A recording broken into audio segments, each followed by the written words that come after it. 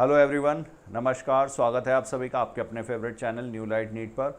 मैं आपके समक्ष लेकर के आया हूँ फुल सिलेबस टेस्ट का पेपर डिस्कशन और आज इसका ये 56 टेस्ट था। तो पेपर डिस्कशन स्टार्ट करते हैं हम लोग। और ये सेशन है, इस मिशन के तहत अब पढ़ने का अधिकार सबको, डॉक्टर बनने का अधिकार भी सबको। और ये मिशन है मैं mentor doctor SP Singh sir का। तो आइए इस नोबल कॉज के लिए सेशन शुरू किया जाए। Question number 101, select the incorrect match. यहाँ पर आपको इनकरेक्ट मैचिंग बतानी है। वॉल लिजर्ड सीलोमेट्स हैं, garden lizard have 3 chambered heart, tree lizard triploblastic और कोबरा इसके लिए लिखा है होम्योथर्मस। तो कोबरा कैसा है, ये रेप्टाइल हुआ, और रेप्टाइल्स कैसे होते हैं, ये पोइकिलोथर्मस।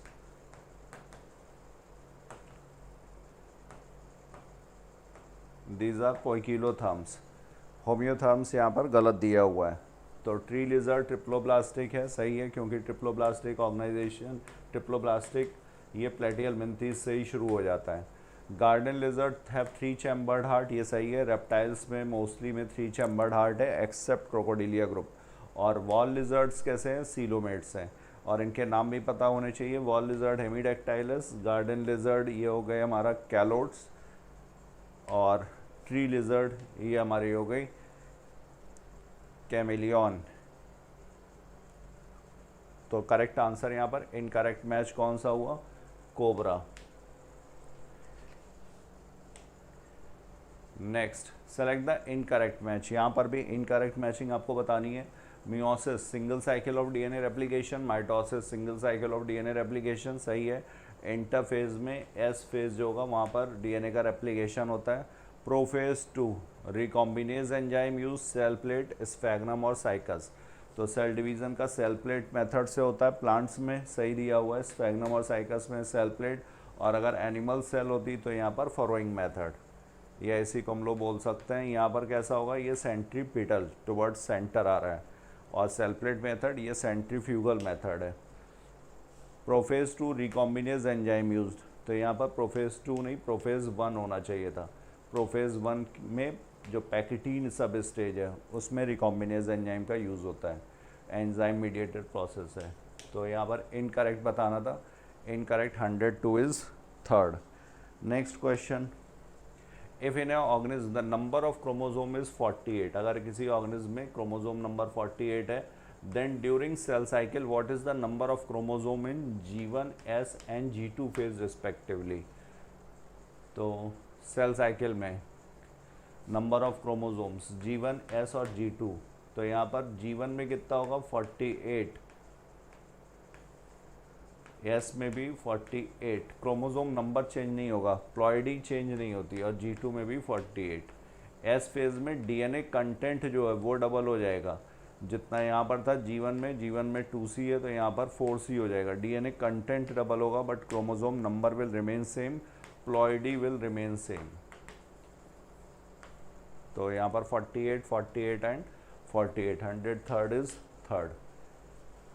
Next question 104, given below are 2 statements, ये स्टेटमेंट टाइप का question. Cytochrome C is a small protein attached to the outer surface of the inner membrane and acts as a mobile carrier for transfer of electrons between complex 3 and complex 4।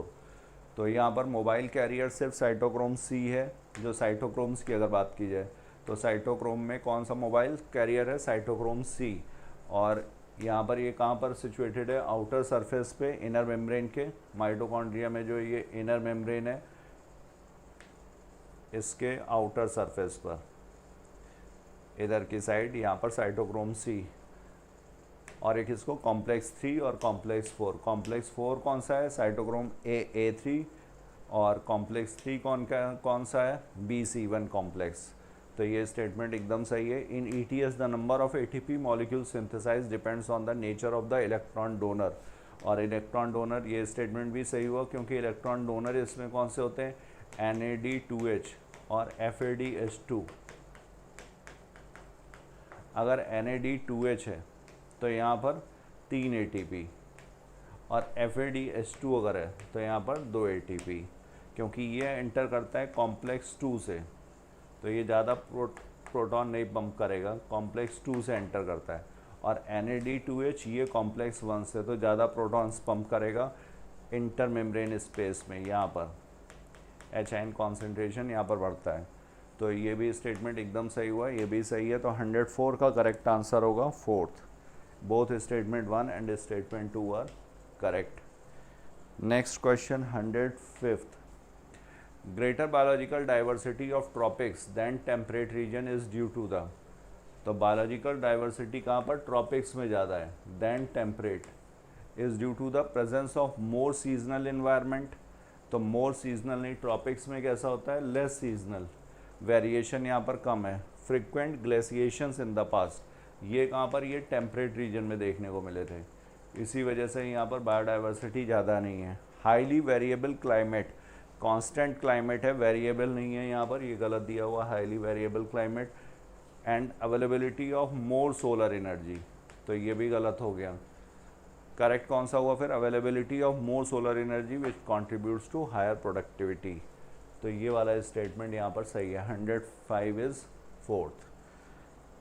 वैसे भी speciation जो है ये किसका function होता है, speciation is a function of time. ज़्यादा time तक अगर डिस्टर्बेंस नहीं हो रहा है तो ज़्यादा बायोडाइवर्सिटी क्रिएट होगी। तो speciation is a function of time. Tropics में ज़्यादा टाइम तक एक जैसा एनवायरनमेंट रहा है, वेरिएशन नहीं है, सोलर एनर्जी भी ज़्यादा है, इस वजह से। 106, the female wasp uses the fruit not only as an, तो फीमेल वास्प और यहाँ पर फिग के बीच में जो रिलेशनशिप है वो म्यूचुअलिज्म का एग्जाम्पल है। वास्प को इससे क्या फ़ायदा होता है, वास्प के लिए यहाँ पर safe place to lay eggs, safe place for laying eggs, oviposition जिसे बोला जाएगा। और इसके बाद दूसरा यहाँ पर क्या फ़ायदा है, जब लार्वा इसके बाहर आते हैं तो ये फीड करते हैं सीड्स पर, डेवलपिंग सीड्स पर, तो फूड भी मिल रहा है प्लस प्लेस भी मिल रही है, ये वास्प का फ़ायदा है, प्लेस एंड फूड। और इसका प्लांट का क्या फ़ायदा है, प्लांट का पॉलिनेशन होगा, तो ये म्यूचुअल बेनिफिशियल है।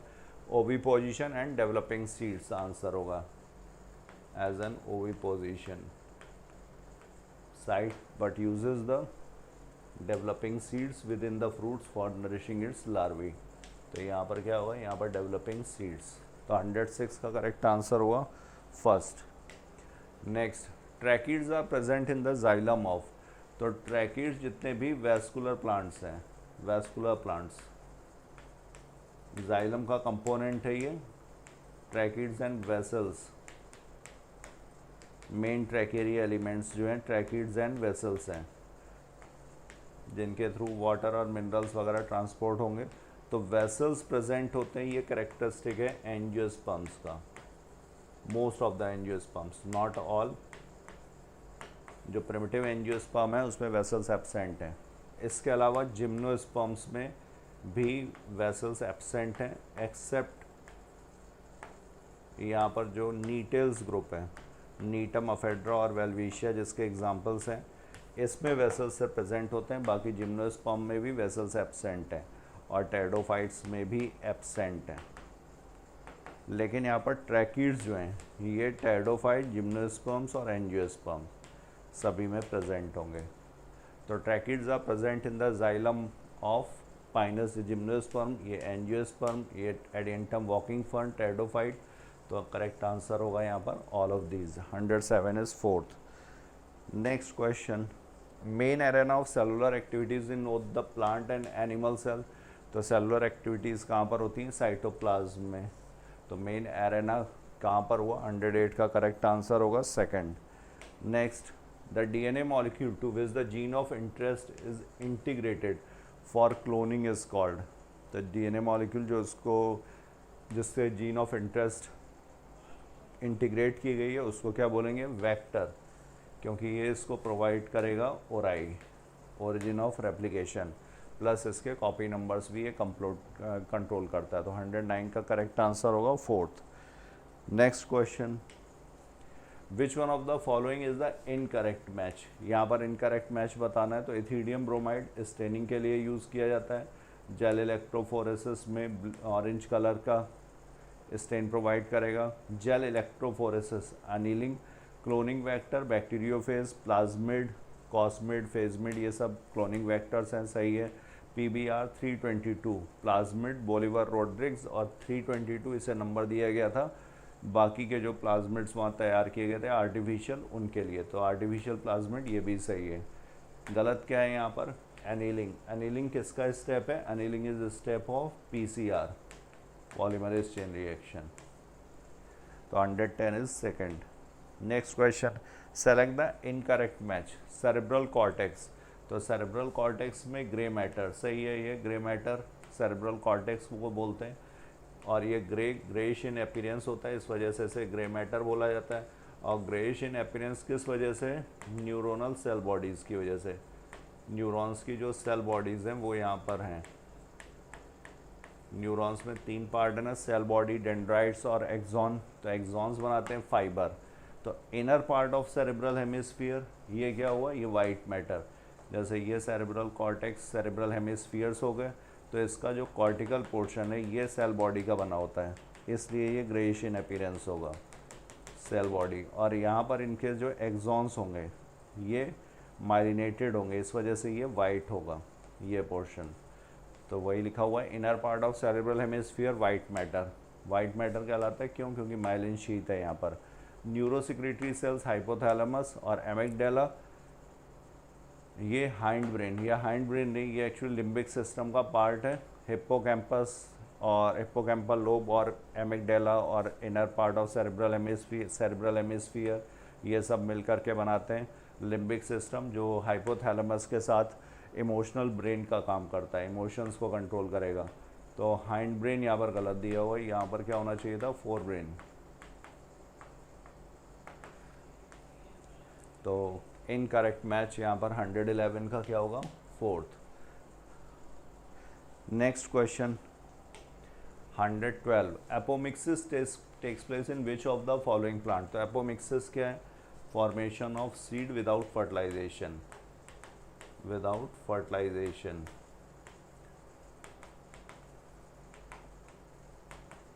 फर्टिलाइजेशन नहीं होगा। और एपो मीन्स अवे फ्रॉम, और मिक्सिस इज फर्टिलाइजेशन या फ्यूज़न। तो यहाँ पर there is no fusion of gametes. और ये किस में कॉमन है? एस्ट्रेसी में, ग्रासेस में। तो both 1 and 2। 112 is fourth.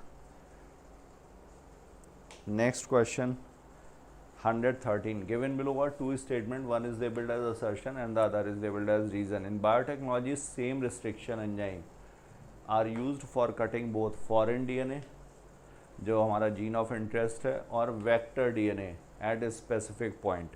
Specific point पर ही कट करेंगे और सेम रिस्ट्रिक्शन एंजाइम यूज़ करते हैं। सही है ये स्टेटमेंट। और क्यों ऐसा है? If same restriction enzyme are not used, तो जो हमारे ओवरहैंगिंग स्ट्रेचेस बनते हैं, ओवरहैंगिंग स्ट्रेचेस या जो स्टिकी एंड्स जिसको बोला जाता है, स्टिकी एंड्स, उनके बीच में कॉम्प्लीमेंटैरिटी नहीं होगी। यहाँ पर जो डिज़ायर्ड जीन वाला है उसका पास जो स्टिकी एंड्स बनेंगे, और जो वेक्टर है जिसको हम लोगों ने कट, फॉरेन DNA वेक्टर, तो उसको जो कट किया तो वहाँ पर कॉम्प्लीमेंटैरिटी नहीं होगी, जिसकी वजह से यहाँ पर रिकॉम्बिनेंट DNA नहीं बन पाएगा। तो ये भी सही दिया हुआ है। If same restriction enzyme are not used for cutting of both foreign DNA and vector DNA at specific point, then the recombinant vector molecule can not be created. तो ये both assertion and reason are correct, and reason is the correct explanation of assertion. 113 is fourth. Next question 114, the development and differentiation of embryo into adult organisms are also a result of the coordinated regulation of expression of several set of genes। तो सही है, क्योंकि zygote single celled होता है और इसके बाद यहाँ पर जो एडल्ट बनेगा या एम्ब्रियो बनेंगे उसमें डिफरेंट ऑर्गन्स और डिफरेंट लेयर्स का फॉर्मेशन हो जाता है। तो वो किस वजह से हो जाता है? वो regulation and regulation of expression of several set of genes. कौन सी जीन कब एक्सप्रेस हो रही है, कब उसको सप्रेस किया गया है, इसी चीज़ का रेगुलेशन जो है इस डिफरेंशिएशन के लिए रिस्पॉन्सिबल है। तो ये स्टेटमेंट एकदम सही है। The repressor of the operon is synthesized all the time constitutively from the I gene. तो ये लैक ओपरॉन में regulator gene, promoter gene, operator gene और ये स्ट्रक्चरल जीन्स। स्ट्रक्चरल जीन्स क्या है यहाँ पर, जेड, वाई एंड ए। ये बीटा गैलेक्टोसाइडेज के लिए, ये परमेज के लिए, ये ट्रांसएसिटाइलेज के लिए। तो ये रिप्रेसर एमआरएनए बनाएगा और रिप्रेसर प्रोटीन बनता है और हमेशा बनेगा, लगातार बनता रहेगा। तो इसीलिए कॉन्स्टिट्यूटिवली सही दिया हुआ है। तो ये स्टेटमेंट भी सही है और ये स्टेटमेंट भी सही है। 114 का करेक्ट स्टेटमेंट आंसर होगा। Both statement 1 and statement 2 are correct. 114 is 4। Next question, select the correct match. Thomas Malthus work on population, जिससे डार्विन इन्फ्लुएंस थे। Large differences arising suddenly in a population, ये Darwin का नहीं, ये ह्यूगो de Vries का था। Saltation word जिसके लिए यूज़ किया गया था, म्यूटेशन। इवनिंग प्रिमरोज पर इन्होंने काम किया था। ओइनोथेरा लेमार्कियाना भी उस प्लांट को बोलते हैं। डार्विन का क्या है, variations are small and directional, gradual था ये। Darwin, evolution of life form by use and disuse of organ. तो यूज एंड डिसयूज ये किसकी थ्योरी थी, ये लेमार्क की थी। तो यहाँ पर करेक्ट कौन सा हुआ, फर्स्ट। करेक्ट मैच पूछा गया है, only first. Next question, given below are two statement. Cyclic menstruation is an indicator of normal reproductive phase and extends between menarche and menopause. तो मिनार्की फर्स्ट मेंस्ट्रुएशन जो होगा उस ड्यूरेशन को menarche, और जो सिजेशन होता है last menstruation menopause, caseation of menstrual cycle. और इसी के बीच का जो ड्यूरेशन है उसमें साइक्लिक मेंस्ट्रुएशन चलता रहेगा। ये नॉर्मल रिप्रोडक्टिव फेज का इंडिकेटर है। सही है statement. Corpus luteum secretes small amounts of progesterone which is essential for maintenance of perimetrium. तो यहाँ पर स्मॉल भी गलत दिया है, पेरीमेट्रियम भी गलत दिया है। प्रोजेस्ट्रॉन जो होगा ये एंडोमेट्रियम पे वर्क करेगा। इसका सिक्रीशन जो होगा वो सिक्रीटरी फेज के लिए रिस्पॉन्सिबल है, मेनली सिक्रीशन। और यहाँ पर स्मॉल की जगह क्या होना चाहिए था, large amounts of progesterone. Corpus luteum से आएगा।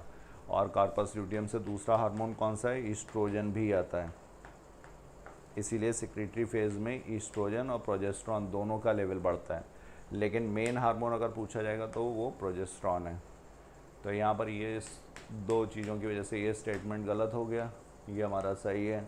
तो statement 1 is correct but statement 2 is incorrect. Second will be the answer. Next question, 117. Isolated from two different varieties of plants, each having a desirable character, can be fused to get hybrid protoplast.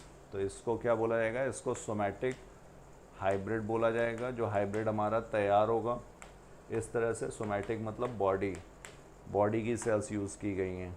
और इस process को हम लोग क्या बोलेंगे, somatic hybridization. Process is somatic hybridization process.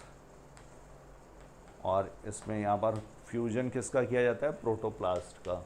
तो isolated protoplast cell wall को digest करके जो protoplasm surrounded by plasma membrane, protoplasm surrounded by plasma membrane, इसको बोलते हैं हम लोग प्रोटोप्लास्ट। तो इन्हीं को फ्यूज़ किया जाता है।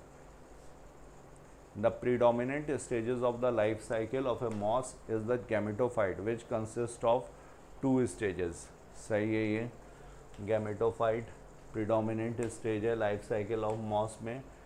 हैप्लोडिप्लॉन्टिक लाइफ साइकिल है, हैप्लॉइड फेज भी है, डिप्लॉइड फेज भी है, लेकिन हैप्लॉइड फेज डोमिनेंट है।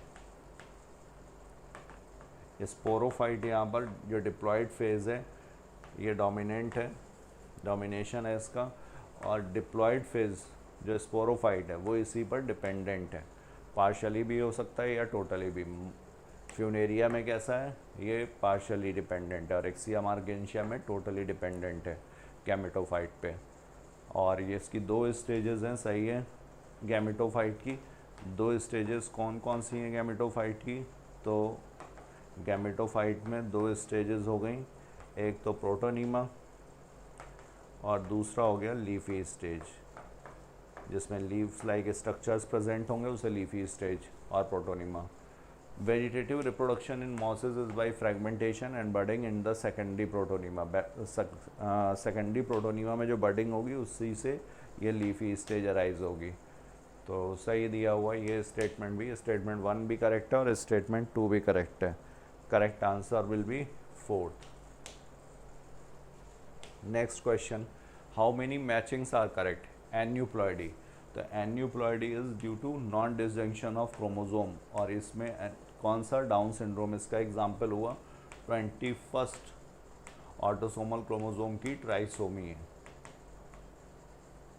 ट्राइसोमी का मतलब 2n+1, जो होमोलोगस क्रोमोसोम का से पेयर होता है उसमें एक एक्स्ट्रा है।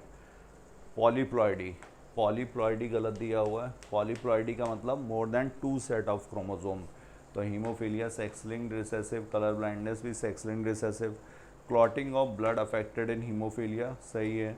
हीमोफीलिया में A, B और वैसे C भी होता है, और इसमें क्लॉटिंग फैक्टर्स की कौन सी? 8, 9 एंड 11 इन क्लॉटिंग फैक्टर्स की डिफिशियंसी होती है। तो ये भी सही दिया हुआ है, डी भी सही दिया हुआ है। करेक्ट पूछा गया था 2, 119। Next question 120, in frog which brain part passes out through foramen magnum?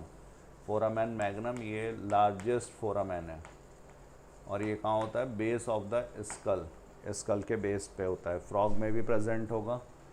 And continues into spinal cord, तो यहाँ पर हाइंड ब्रेन का जो पार्ट होगा वो स्पाइनल कॉर्ड के फॉर्म में कंटिन्यू होता है, और इसका नाम क्या है? Medulla oblongata. हाइंड ब्रेन का ही पार्ट है सेरिबेलम और पॉन्स भी। मेडुला ओब्लोंगेटा ये पास होगा, तो 120 is 3rd। Next, in frog neck is present but tail is absent. तो यहाँ पर नेक भी एब्सेंट है, टेल भी एब्सेंट है, इसीलिए इसको ऑर्डर एन्यूरा में रखा गया है। Anura, tail is absent. In frog eyes are bulged and covered by nictitating membrane that protects them while in water. तो ये सही है, निक्टिडेटिंग मेम्ब्रेन यहाँ पर प्रेजेंट है और ये फंक्शनल है। तो statement 1 is correct. Neck is present but tail is absent, ये गलत हो गया। नेक भी एब्सेंट है, टेल भी एब्सेंट है। तो statement 1 is incorrect but statement 2 is correct. तो correct answer will be 3rd। Next question, which of the following are the constituents of living tissue? Calcium carbonate, calcium, magnesium. तो ये सारे present हैं। 122 is 4th। Next question, which one of the following are correct statement among azotobacter, Anabaena and Azospirillum? तो ये क्या है? these are biofertilizers, और biofertilizers क्या होते हैं? biofertilizers are organism, ये organism है जो enrich करते हैं nutrient quality of soil, which enrich the nutrient quality of soil। तो ये क्या करेंगे? ये नाइट्रोजन कंटेंट बढ़ा देते हैं। तो एजोटोबैक्टर और एजोस्पाइरिलम, ये दोनों एजोटोबैक्टर और एजोस्पाइरिलम ये फ्री लिविंग है, और दोनों ही कैसे हैं? एरोबिक भी हैं। आयरिलम, ये दोनों फ्री लिविंग और एरोबिक, नाइट्रोजन फिक्सिंग बैक्टीरिया के एग्जाम्पल हैं, एंड एरोबिक। और ये कैसे होते हैं? ये सेप्रोट्रॉफ है, डेड ऑर्गेनिक मैटर पर फीड करेंगे तो सेप्रोट्रॉफिक। तो ऑल आर बायोफर्टिलाइजर सही है। All are unicellular organism, azotobacter, anabaena सही है। ऑल आर ऑटोट्रॉफिक गलत हो गया, एनाबीना यहाँ पर ऑटोट्रॉफिक है, बाकी नहीं। ऑल आर हेट्रोट्रॉफिक, ये भी गलत। एनाबीना और नॉस्ट्रा की क्या है? Blue green algae, cyanobacteria. और साइनोबैक्टीरिया कैसा होता है, ऑटोट्रॉफिक है।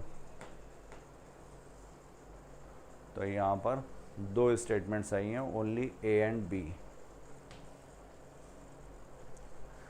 Next question 124, which one of the following are the incorrect match for population growth.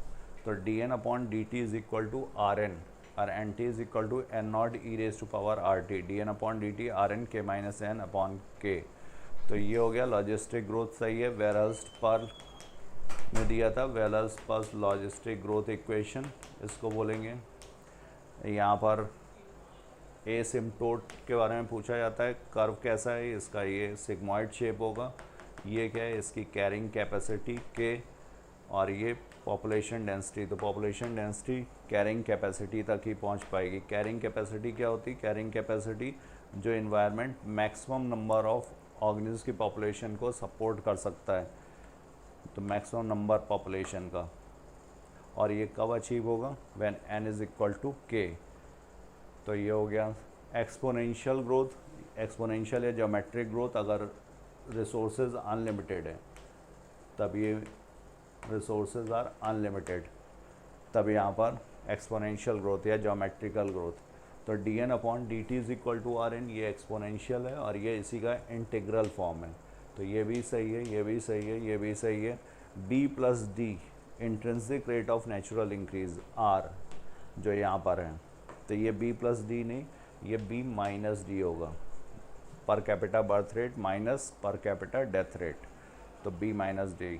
तो इनकरेक्ट कौन सा हुआ, fourth. Next, which one of the following are the incorrect full form. Incorrect full form कौन सा है, grazing food chain, detritus food chain, photosynthetically active radiation सही है। और यहाँ पर gross primary productivity, grazing percentage productivity गलत दिया हुआ है, और gross primary productivity minus respiratory losses is equal to net primary productivity. और net primary productivity available biomass होगा नेक्स्ट ट्रॉफिक लेवल के लिए, दैट इज हर्बीवोर्स। तो I have covered my portion 101 to 125. Now further discussion will be carried by my fellow partner Manish sir. Thank you all of you, thank you so much, take care.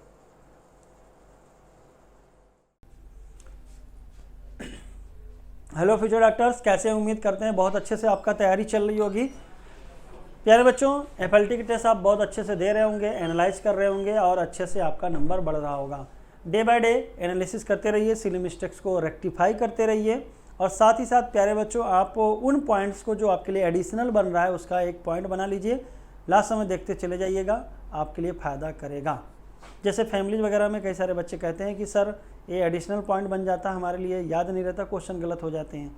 तो ऐसे में आप क्या करिए, उस points को बना लीजिए और उसको एक बार देख डालीजिए। जैसे कि मान लीजिए फैमिलीज़ की बात की जाती है तो एस्टिवेशन कहाँ पे कैसा है, प्लेसेंटेशन कहाँ पे कैसा है, सिमेट्री आप फ्लावर की पोजीशन, जैसे कि ओवरी तो सुपीरियर है कि इन्फीरियर है कि पेरीगाइनस है, ये सब आप देख लीजिए, थोड़े बहुत एग्जाम्पल देख लीजिए। चलिए हम लोग क्वेश्चन करते हैं 126 से आगे। इससे पहले आपका साइलेंस सर ने करा दिया है।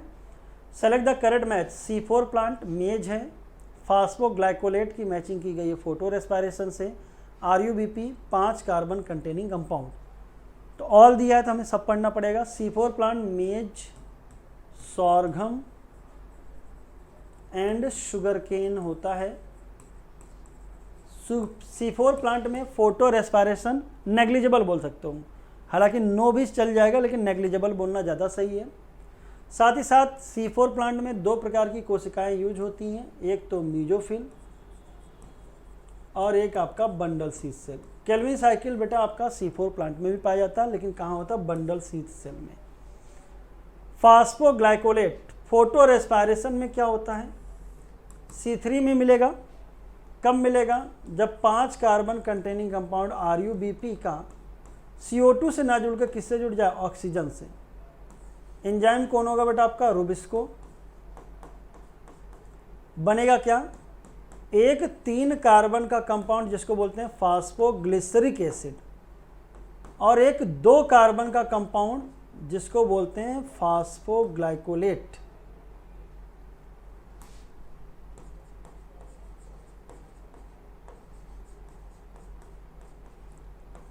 ठीक है ना, तो इसलिए आपका रिलेटेड हो जाएगा। सर यहाँ पे 3 कार्बन, यहाँ पे 2 कार्बन है, इसलिए फोटो रेस्पायरेशन का एक नाम और रखा जाता है, ग्लाइकोलेट,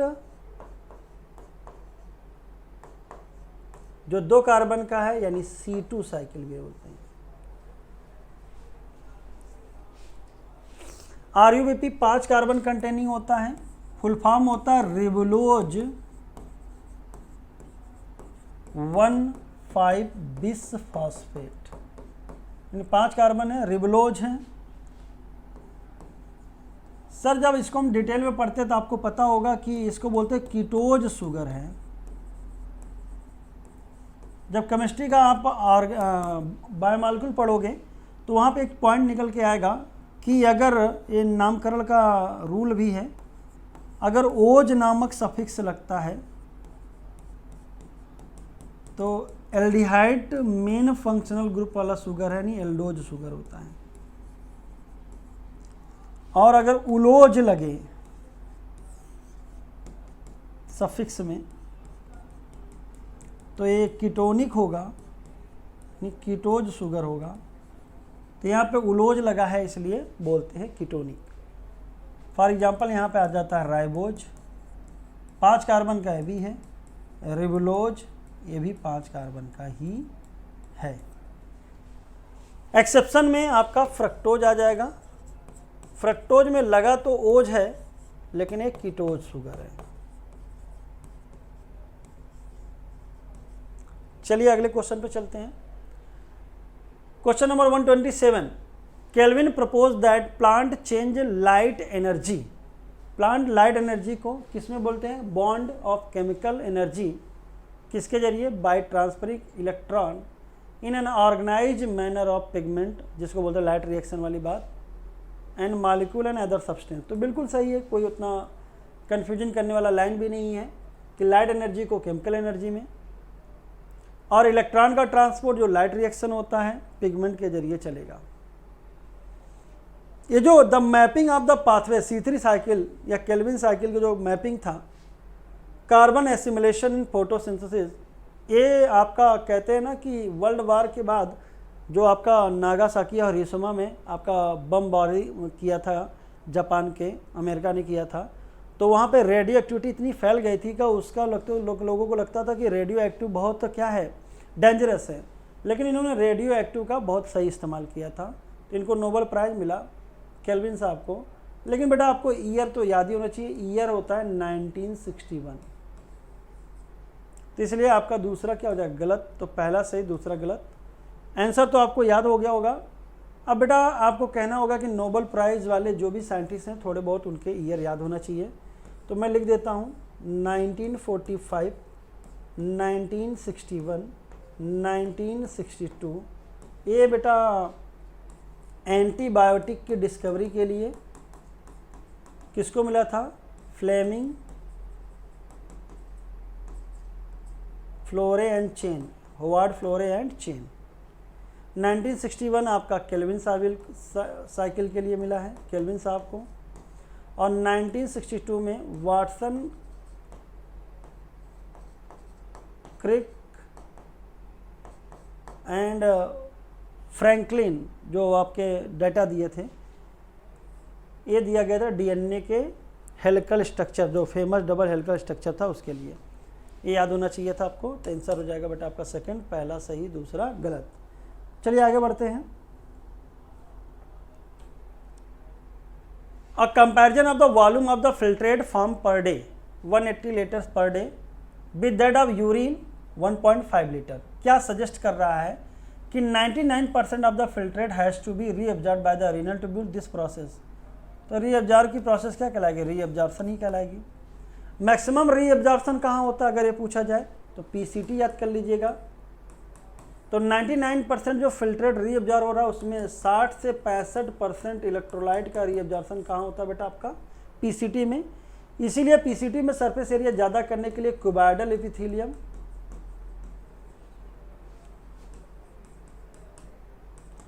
में फिंगर लाइक प्रोजेक्शंस आ जाते हैं।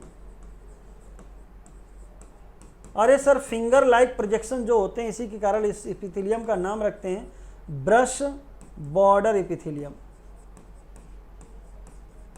एक क्वेश्चन तो ये बना। दूसरा बेटा आपका एक चीज और याद होना चाहिए कि अगर ये शब्द आए, ये तो मैक्सिमम रीअब्जॉर्प्शन पीसीटी में हुआ, लेकिन अगर शब्द आए कंडीशनल रीअब्जॉर्प्शन कहां होता है, तो क्या लगाएंगे, DCT। ठीक है, तो आंसर हो जाएगा बेटा आपका थर्ड।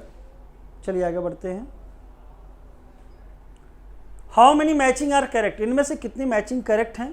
क्रिटिकल, पहली बात तो याद होना चाहिए वैक्सी कवर होगा, वैक्सी कोटिंग होगा एपिडर्मल सेल के, यानी एपिडर्मिस पे।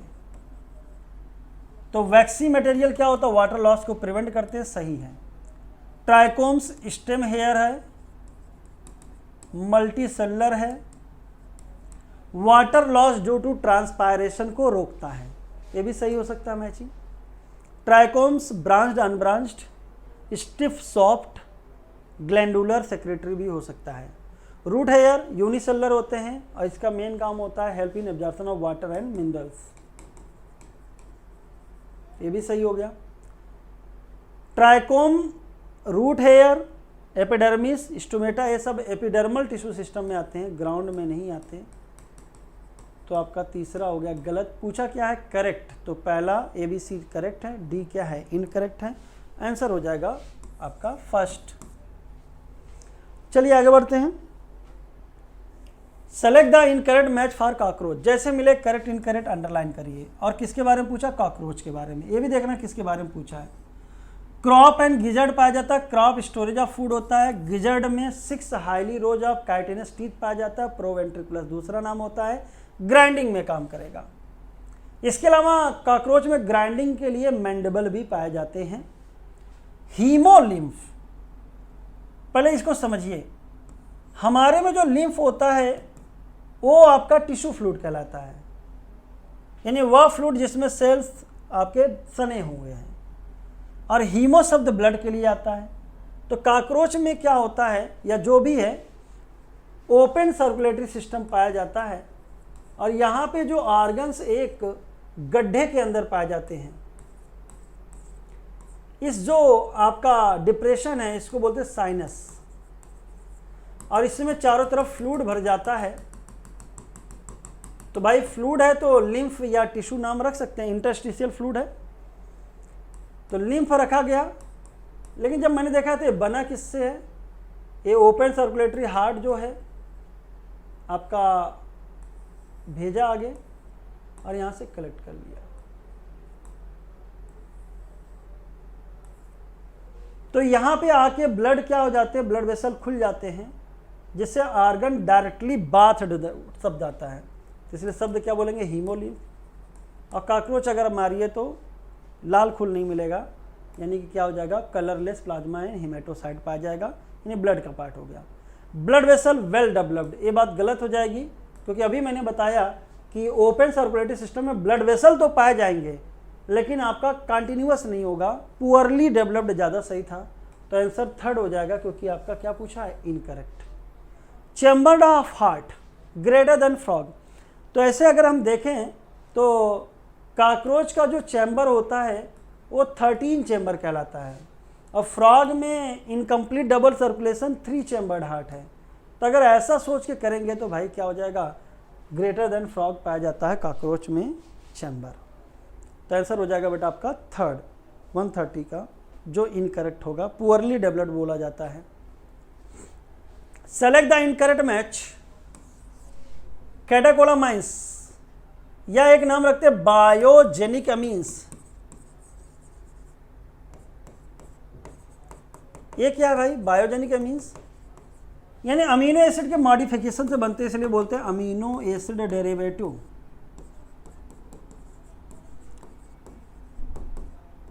कौन सा अमीनो एसिड है भी याद होना चाहिए, टायरोसिन। चलिए कहां से निकलेंगे, एड्रिनल मेडुला। नाम क्या है, नाम है आपका एड्रेनलिन या noradrenaline. Triple F, flight, fight and fear में आएंगे, बॉडी की एनर्जी बढ़ा देते हैं।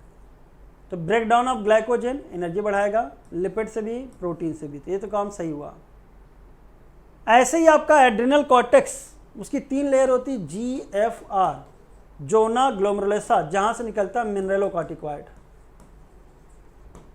फैसिकुलेटा से निकलता ग्लूकोकॉर्टिकॉइड,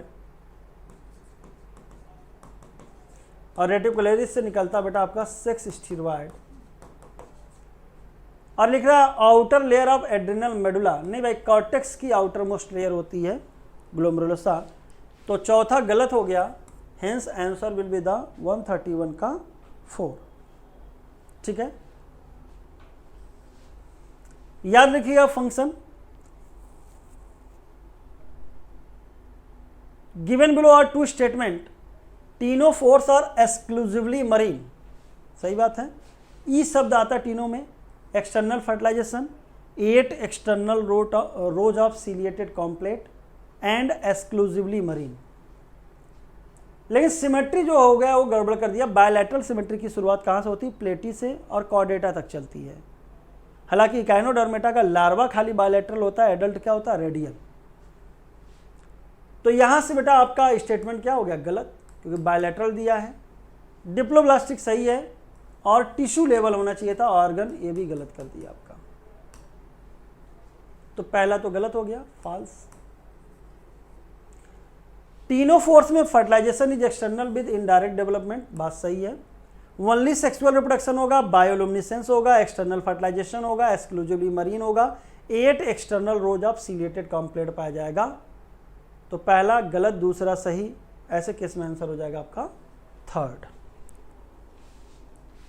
ठीक है, अब सर जरा ध्यान दीजिए, ये जो आपका एक्सटर्नल फर्टिलाइजेशन कहाँ कहाँ होगा तो याद कर लीजिएगा। टीनोफोरा में, इकाइनोडर्मेटा में, हेमिकॉर्डेटा में, बोनीफिश और आपका एम्फीबिया। ये एनसीईआरटी के जहाँ जहाँ लिखा है वहाँ वहाँ पे क्या है? एक्सटर्नल।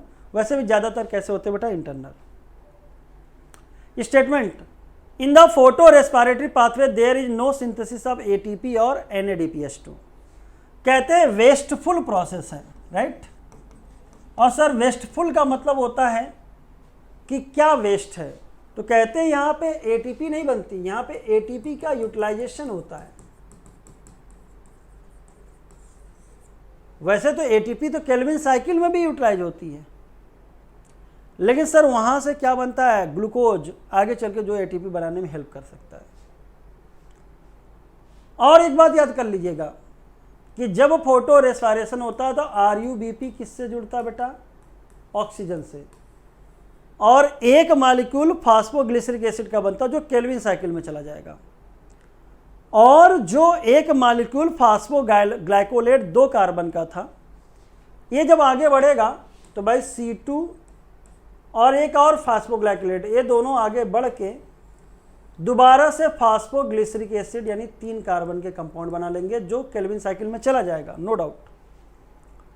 तो देखा जाए तो भाई फोटो रेस्पिरेशन में पहले क्या बना था? Phosphoglyceric acid and phosphoglycolate. जो एक मॉलिक्यूल फास्फोग्लिसरिक एसिड का बना है वो केल्विन साइकिल में चला गया, यानी यूज हो गया। लेकिन जो फास्फोग्लाइकोलेट बना था वो आपका रीजनरेट कर लेता है फास्फोग्लिसरिक एसिड।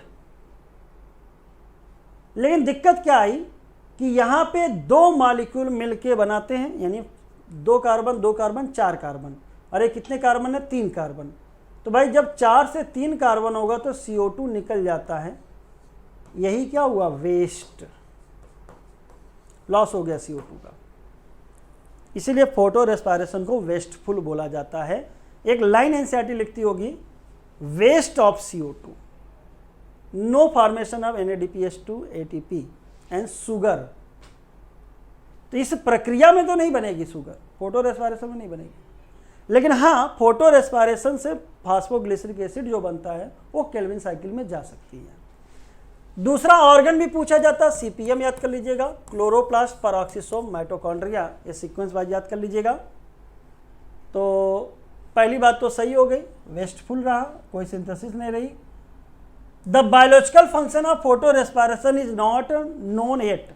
तो हालांकि ये एनसीईआरटी वाइज तो सही है, ये एनसीईआरटी लिखती है, लेकिन भाई एनसीईआरटी कब की लिखी गई है ये भी तो देखिए। तो फिर अगर देखा जाए करंट डेट में क्या हमें पता, तो थोड़ा बहुत नॉलेज हो गया है। ये आपका जो बहुत हाई लाइट, इसीलिए बेटा आप देखे होंगे कि जब बहुत ज़्यादा हाई लाइट इंटेंसिटी होगी तो जो पिगमेंट हैं जो सनलाइट को एब्जॉर्ब कर रहे हैं तो उसको एनर्जी ज़्यादा मिलेगी, तो क्या हो जाएगा, खराब हो जाएगा। फोटो ऑक्सीडाइजेशन बोलते हैं इसको, या दूसरा नाम बोलते हैं सोलराइजेशन कहते हैं। उससे बचाने के लिए फोटो रेस्पायरेशन हो सकता है, जिससे वो पिगमेंट आपके खराब नहीं होंगे। हालांकि आप ये बात सही मान लीजिएगा, कोई दिक्कत नहीं। The Calvin pathway is common to C3 and C4 plant, बिल्कुल सही है। कोई भी प्लांट हो बायोसिंथेटिक फेज में केल्विन साइकिल आएगा ही आएगा। C3 में खाली केल्विन साइकिल चल रही थी, लेकिन सर C4 में फोटो रेस्पायरेशन से बचाने के लिए 2 सेल आ गई और केल्विन साइकिल भेज दिया गया बंडल C सेल में। तो पहला सही, दूसरा सही, तो आंसर क्या हो जाएगा 133 का 4। चलिए आगे बढ़ते हैं। In coelenterates water enters through minute pore in the body. तो सर जैसे माइन्यूट पोर ऑस्टिया वगैरह आता है, स्पॉन्जोसील आता है, तो सिलेंट्रेट नहीं होना चाहिए था, स्पंजेज होना चाहिए था, इसलिए आपका गलत हो गया। हालांकि सीक्वेंस सही था, लेकिन आपका सिलेंट्रेटा कर दिया था। स्पॉन्जेज रिप्रोड्यूस सेक्सुअली बाई फ्रेगमेंटेशन। तो बेटा फ्रेगमेंटेशन मतलब एक ही बॉडी के टुकड़े और हर टुकड़ा नया ऑर्गेनिज्म बना दे, तो ए सेक्सुअल होना चाहिए था, ना कि सेक्सुअल। फ्रेगमेंटेशन बेटा आपका ए सेक्सुअल होता, ध्यान रखिएगा। अब स्पंजेस के बारे में एक पॉइंट याद कर लीजिएगा। स्पंजेस में अगर ए सेक्सुअल रिप्रोडक्शन देखना है तो हमें एक वर्ड आता है बडिंग, वो भी कैसा बेटा, इंटरनल बडिंग, जिसको हम लोग बोलते हैं जेम्यूल। तो बेटा इंटरनल बडिंग जिसको हम लोग क्या बोलते हैं, जेम्यूल, ये आपको याद होना चाहिए, ध्यान रखिएगा। फ्रेगमेंटेशन ज़्यादातर वही मिलता है जिसकी बॉडी इलोंगेटेड हो, फिलामेंटस हो, जैसे कि protonema of mosses, filamentous algae and fungi. Fungi की बॉडी कैसी होती है आपकी, हाइफी, जो लंबे लंबे होते हैं, तो वहाँ पे भी फ्रेगमेंटेशन हो जाएगा।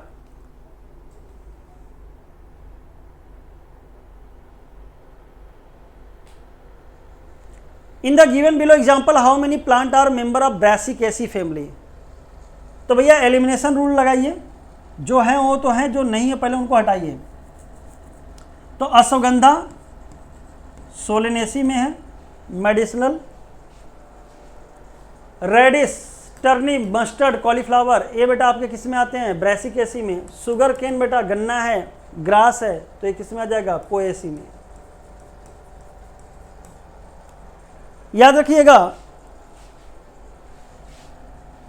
सरसों की पत्तियां और मूली की पत्तियां लगभग मिलाओगे एक जैसी ही दिखेंगी। गोभी की पत्तियां भी इससे मिलती जुलती होती हैं। तो जितने भी गोभी की वैरायटी है सब, और रेडिस और टर्निप मस्टर्ड किस में आ जाएंगे बेटा आपके, ये सब मिला के बन जाएंगे 1 2 3 4। आंसर हो जाएगा सेकेंड। अब बेटा यहाँ पे एक क्वेश्चन और बढ़िया बनता है। कभी कभी दिमाग हमारा सोचता है कैरेट के बारे में, और लगता है कि यार जब भी रेडिस पढ़ा जाता है तो कैरेट कहीं ना कहीं आ जाता है, जैसे टैप रूट के मॉडिफिकेशन में आता है। तो यहाँ से लगता है कि भाई साहब कैरेट भी किस में आ जाएगा, ब्रासिकेसी में, जो कि गलत है। कैरेट की पत्तियाँ अगर आपको ध्यान होगी तो धनिया जैसी दिखती हैं। तो ऐसे भी अगर नहीं पता, धनिया की फैमिली में आएगी एम्बलीफेरी। ना याद हो तब भी चलेगा, बस इतना याद कर लेना, कैरेट ब्रासिकेसी में नहीं आता। ब्रासिकेसी का दूसरा नाम होता है क्रूसीफेरी, मस्टर्ड फैमिली। तो 135 का हो गया बेटा आपका सेकंड। चलिए आगे बढ़ते हैं। Which of the following are cereal. Cereal मतलब अनाज। पहले तो आपको बेटा ये जानना होगा कि सेरल कैटेगरी क्या होती है। तो बेटा याद रखना कि जहां पे फ्रूट वॉल फ्यूज्ड हो जाए किससे, सीड कोट से, ये दोनों अलग अलग ना दिखें और पतले हों, तो उसको बोलते हैं बेटा सेरल। मेज, बार्ले, ओट सभी हो गए, राइस, वीट, ठीक है ना। ऐसे फ्रूट की कैटेगरी को भी याद होना चाहिए, कैरियोप्सिस, सिलिकुआ या सिलिकुला, ये मस्टर्ड फैमिली यानी ब्रासिकेसी में मिलेगा, ये भी याद कर लीजिएगा।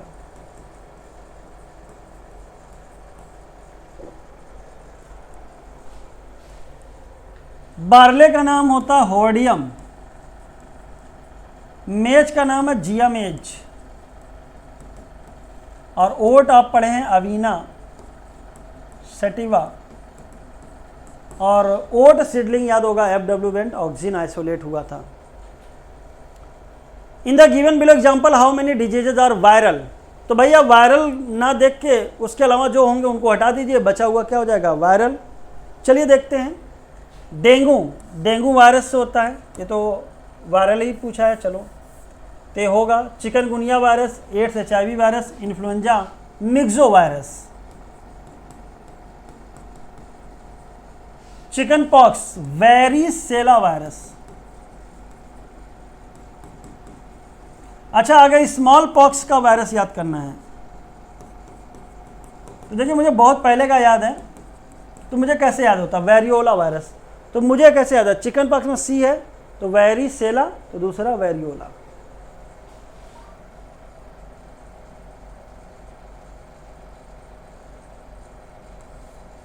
टाइफॉइड, साल्मोनेला टाइफी बैक्टीरियम है, कॉलरा विब्रियो कॉलरी है, तो 2 बैक्टीरियम हो गए, बचे हुए कितने हो गए 1 2 3 4 5, तो आंसर हो जाएगा बेटा 5 यानी कि 1।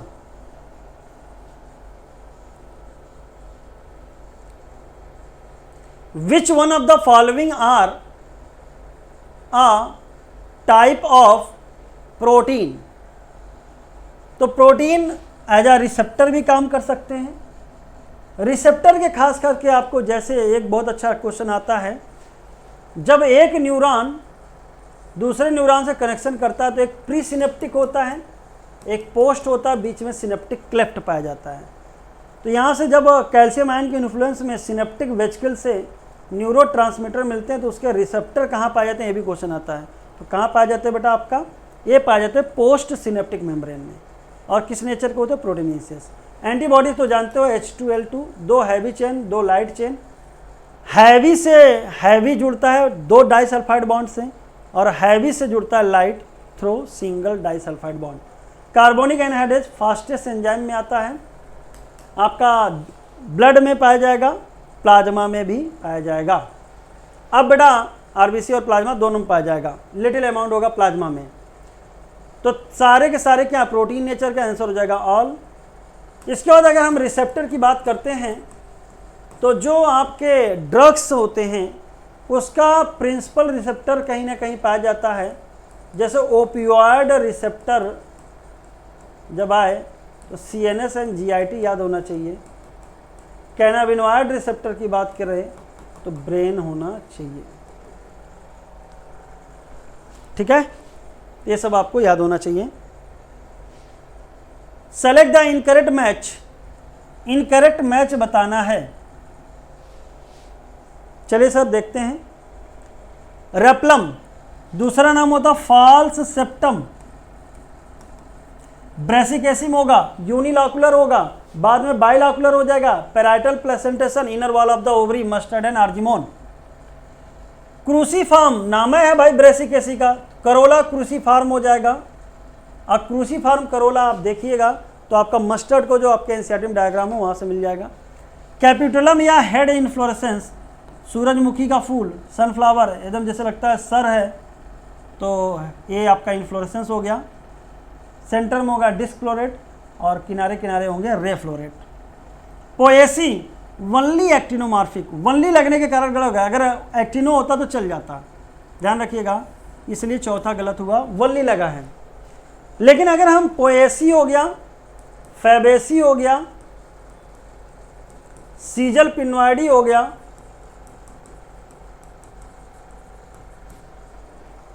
ठीक है ना, अगर यहां पे, और रे फ्लोरेट कंपोजिटी का वो भी कौन सा रे फ्लोरेट, यहां पे बेटा हम देखें तो हमें जो सिमेट्री मिलती है वो कैसी मिलती है, जाइगोमॉर्फिक। अब इसके अलावा जो बचेंगे वो मोस्टली ऑलवेज देखो बायो में कुछ नहीं होता, खास करके फैमिली में, तो वहां पे ज्यादातर क्या होगा एक्टिनोमॉर्फिक। तो एक्टिनोमॉर्फिक नया याद करके आप जाइगो वाला याद कर लीजिएगा। चलिए क्वेश्चन नंबर 140। तो सर हम 140 में देखते हैं, पूछा है 2 स्टेटमेंट। एल्डोस्टेरोन जो मिनरलोकॉर्टिकॉइड होता है निकलता है जोना ग्लोमेरुलसा से। Later part of kidney tubule जैसे कि DCT पे एक्ट करेगा और वहाँ से इलेक्ट्रोलाइट को रीअब्जॉर्ब करेगा और उसके इन्फ्लुएंस में वाटर आ जाएगा तो बॉडी फ्लूइड बैलेंस करेगा, और इलेक्ट्रोलाइट लाया है तो ब्लड प्रेशर भी बढ़ जाएगा, GFR भी बढ़ जाएगा, तो सही है। ग्लूकोकॉर्टिकॉइड जो निकलता है आपका जोना फैसिकुलेटा से कॉर्टिसोल होता है मेन, एनर्जी बढ़ाने का काम होता है, बोलते हैं लाइफ सेविंग है। कोई मर रहा हो तो अगर इसको दे दिया जाए तो एनर्जी इतनी आ जाएगी कि उठ के बैठ सकता है। तो भैया नया एनर्जी कैसे दोगे, तो जो पुराने चीज़ें उनको तोड़िए, ग्लाइकोजन तोड़िए, ग्लाइकोजिनोलिसिस, लिपिड तोड़िए, लाइपोलिसिस, प्रोटीन तोड़िए, प्रोटियोलिसिस, और ये सब ना रहे तो नया ग्लूकोज बनवा देगा, जिसको बोलते हैं ग्लूकोनियोजेनेसिस। तो इनहिबिट लिखा है इसलिए गलत हो जाएगा, इसको कहना चाहिए ग्लूकोनियोजेनेसिस कराएगा, लाइपोलिसिस कराएगा, प्रोटियोलिसिस कहलाएगा। साथ ही साथ आपका अपटेक और यूटिलाइजेशन ऑफ अमीनो है, ये बड़ा अच्छा लाइन लिखा है। अब लिखा क्या, स्टिमुलेट, अरे सर हमको चाहिए, ठीक है ना, तो भैया क्या करोगे, देखो देखो ये वाला ना मुझे लगता है गड़बड़ी कर देते हैं सब कुछ। अगर सेल के अंदर जाएगा तो जाहिर सी बात सेल क्या करेगा, स्टोर करके रख लेगा ग्लाइकोजन के रूप में। यहाँ तो सेल से कहना निकालो निकालो, जरूरत है सबको, ब्लड में भेजो, हर जगह भेजना है, तो ये स्टिमुलेट ये भी गलत हो सकता था। वैसे भी इनहिबिट पहले ही गलत हो गया है, तो आंसर हो जाएगा बेटा आपका पहला सही, दूसरा गलत, तो आंसर हो जाएगा सेकेंड। ध्यान रखना, जैसे इंसुलिन और ग्लूकागॉन की बात करते हैं, तो इंसुलिन सेल के अंदर लेके जाएगा, ब्लड से कहेगा जाओ, तो क्या करेगा, अपटेक ऑफ सेलुलर यूटिलाइजेशन बढ़ा देगा। लेकिन ग्लूकागॉन सेल से कहेगा नहीं नहीं नहीं नहीं, दो तोड़ के हमें कहाँ लिखना है, ब्लड में। तो दोनों एक बार याद कर लीजिएगा, तीनों को मुझे लगता है एक साथ जोड़ के याद करिएगा। Select the incorrect match, adrenaline, catecholamines, biogenic amine से बोलते हैं, एड्रिनल मेडुला से निकलते हैं, नॉर एड्रेनलिन भी आएंगे, एपिनेफ्रिन या नॉर एपिनेफ्रिन भी आएंगे। इन्हीं को बोलते हैं hormone of triple F, fight, flight and fear. Hormone of fight और फ्लाइट गोनेडोकार्टिकॉइड लिखा है, ये तो गलत हो जाएगा, हालांकि ग्नोडेड वर्ड नहीं आपका आना चाहिए था। ग्लूकोकार्टिकॉइड होता तो एक बार तुम्हें मान लो कन्फ्यूजन भी हो जाता। और सर आपका ये लाइफ सेविंग होता है, जबकि आपका ये जो एड्रिनल मेडुला से निकलने वाले होते हैं उसी को बोलते हैं ट्रिपल एफ। तो गलत पूछा है तो हो जाएगा fourth. Involuntary muscle are present in, involuntary, अब सर इनवॉलंटरी मसल्स, अब ये आपका हार्ट में भी होगा, और बेटा आपके विसरल ऑर्गन्स,